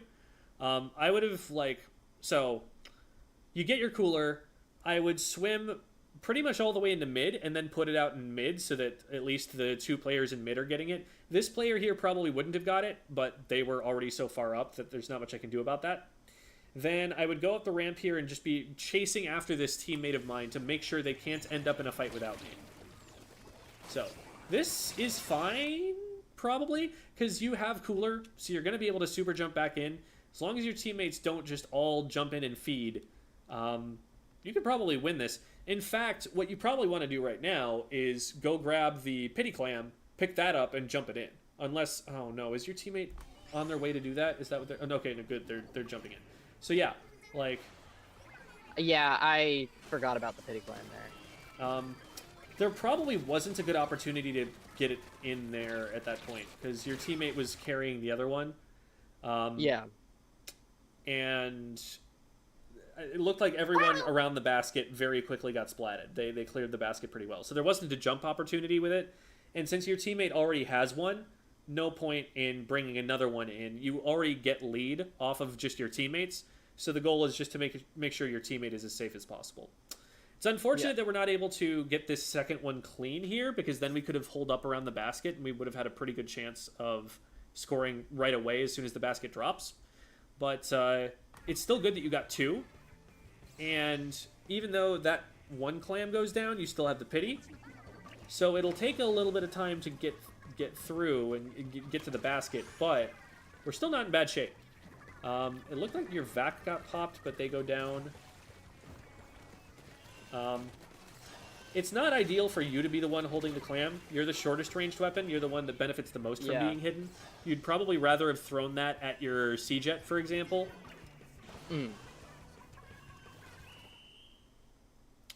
And then you would have been able to sneak in and maybe get something done. The end was definitely, like, the strongest from your team. Like, you got pretty close to actually being able to take lead on a couple of different occasions. Just didn't quite pan out with the splats at the end. But I think you played the ending okay. So do you have any questions for me? I don't know. I don't think so, because I think most of what I need to focus on is, like, prioritizing cooler over getting into fights. I think that, like, using more fizzy bombs will help you with that, because you'll get the cooler faster. Yeah. And what it'll also force you to do is to slow down and collect information. Like, where should I throw the fizzy at? Well, that forces you to stand back, where you have a good view, figure out where you're going to throw it, then throw it. And now you know where things are. And even though that will reveal you, what you can do is paint up a bit and let your teammates paint up a bit. Throw those fizzies in one place and then go sneak over to someplace else and try to shark someone in the new place. And they'll still be thinking you were in the old place. So. I think that's the biggest thing. Just get more coolers out and throw more fizzies so that you have more information before you go in. And you can set your plays up a little better. Because, you know, being on sticks, you're going to have to set your plays up a little bit further ahead of time. You're going to have to be a little more predictive because you can't aim quite as fast. So that's going to be something that will help across the board with, like, all of the things that we're seeing. The other big thing to work on, like I said, is hit confirming. Is making sure you're not firing sloshes that are missing.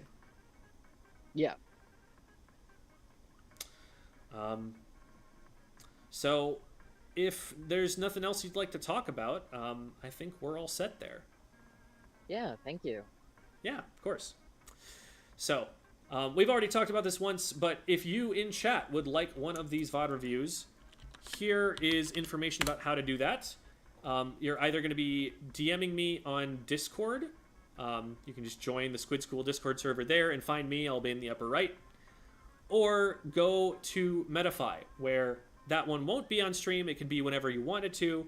It does cost, but it's a way that you can get a VOD review outside of this time frame and, you know, not have your VOD be shown to everybody else on stream.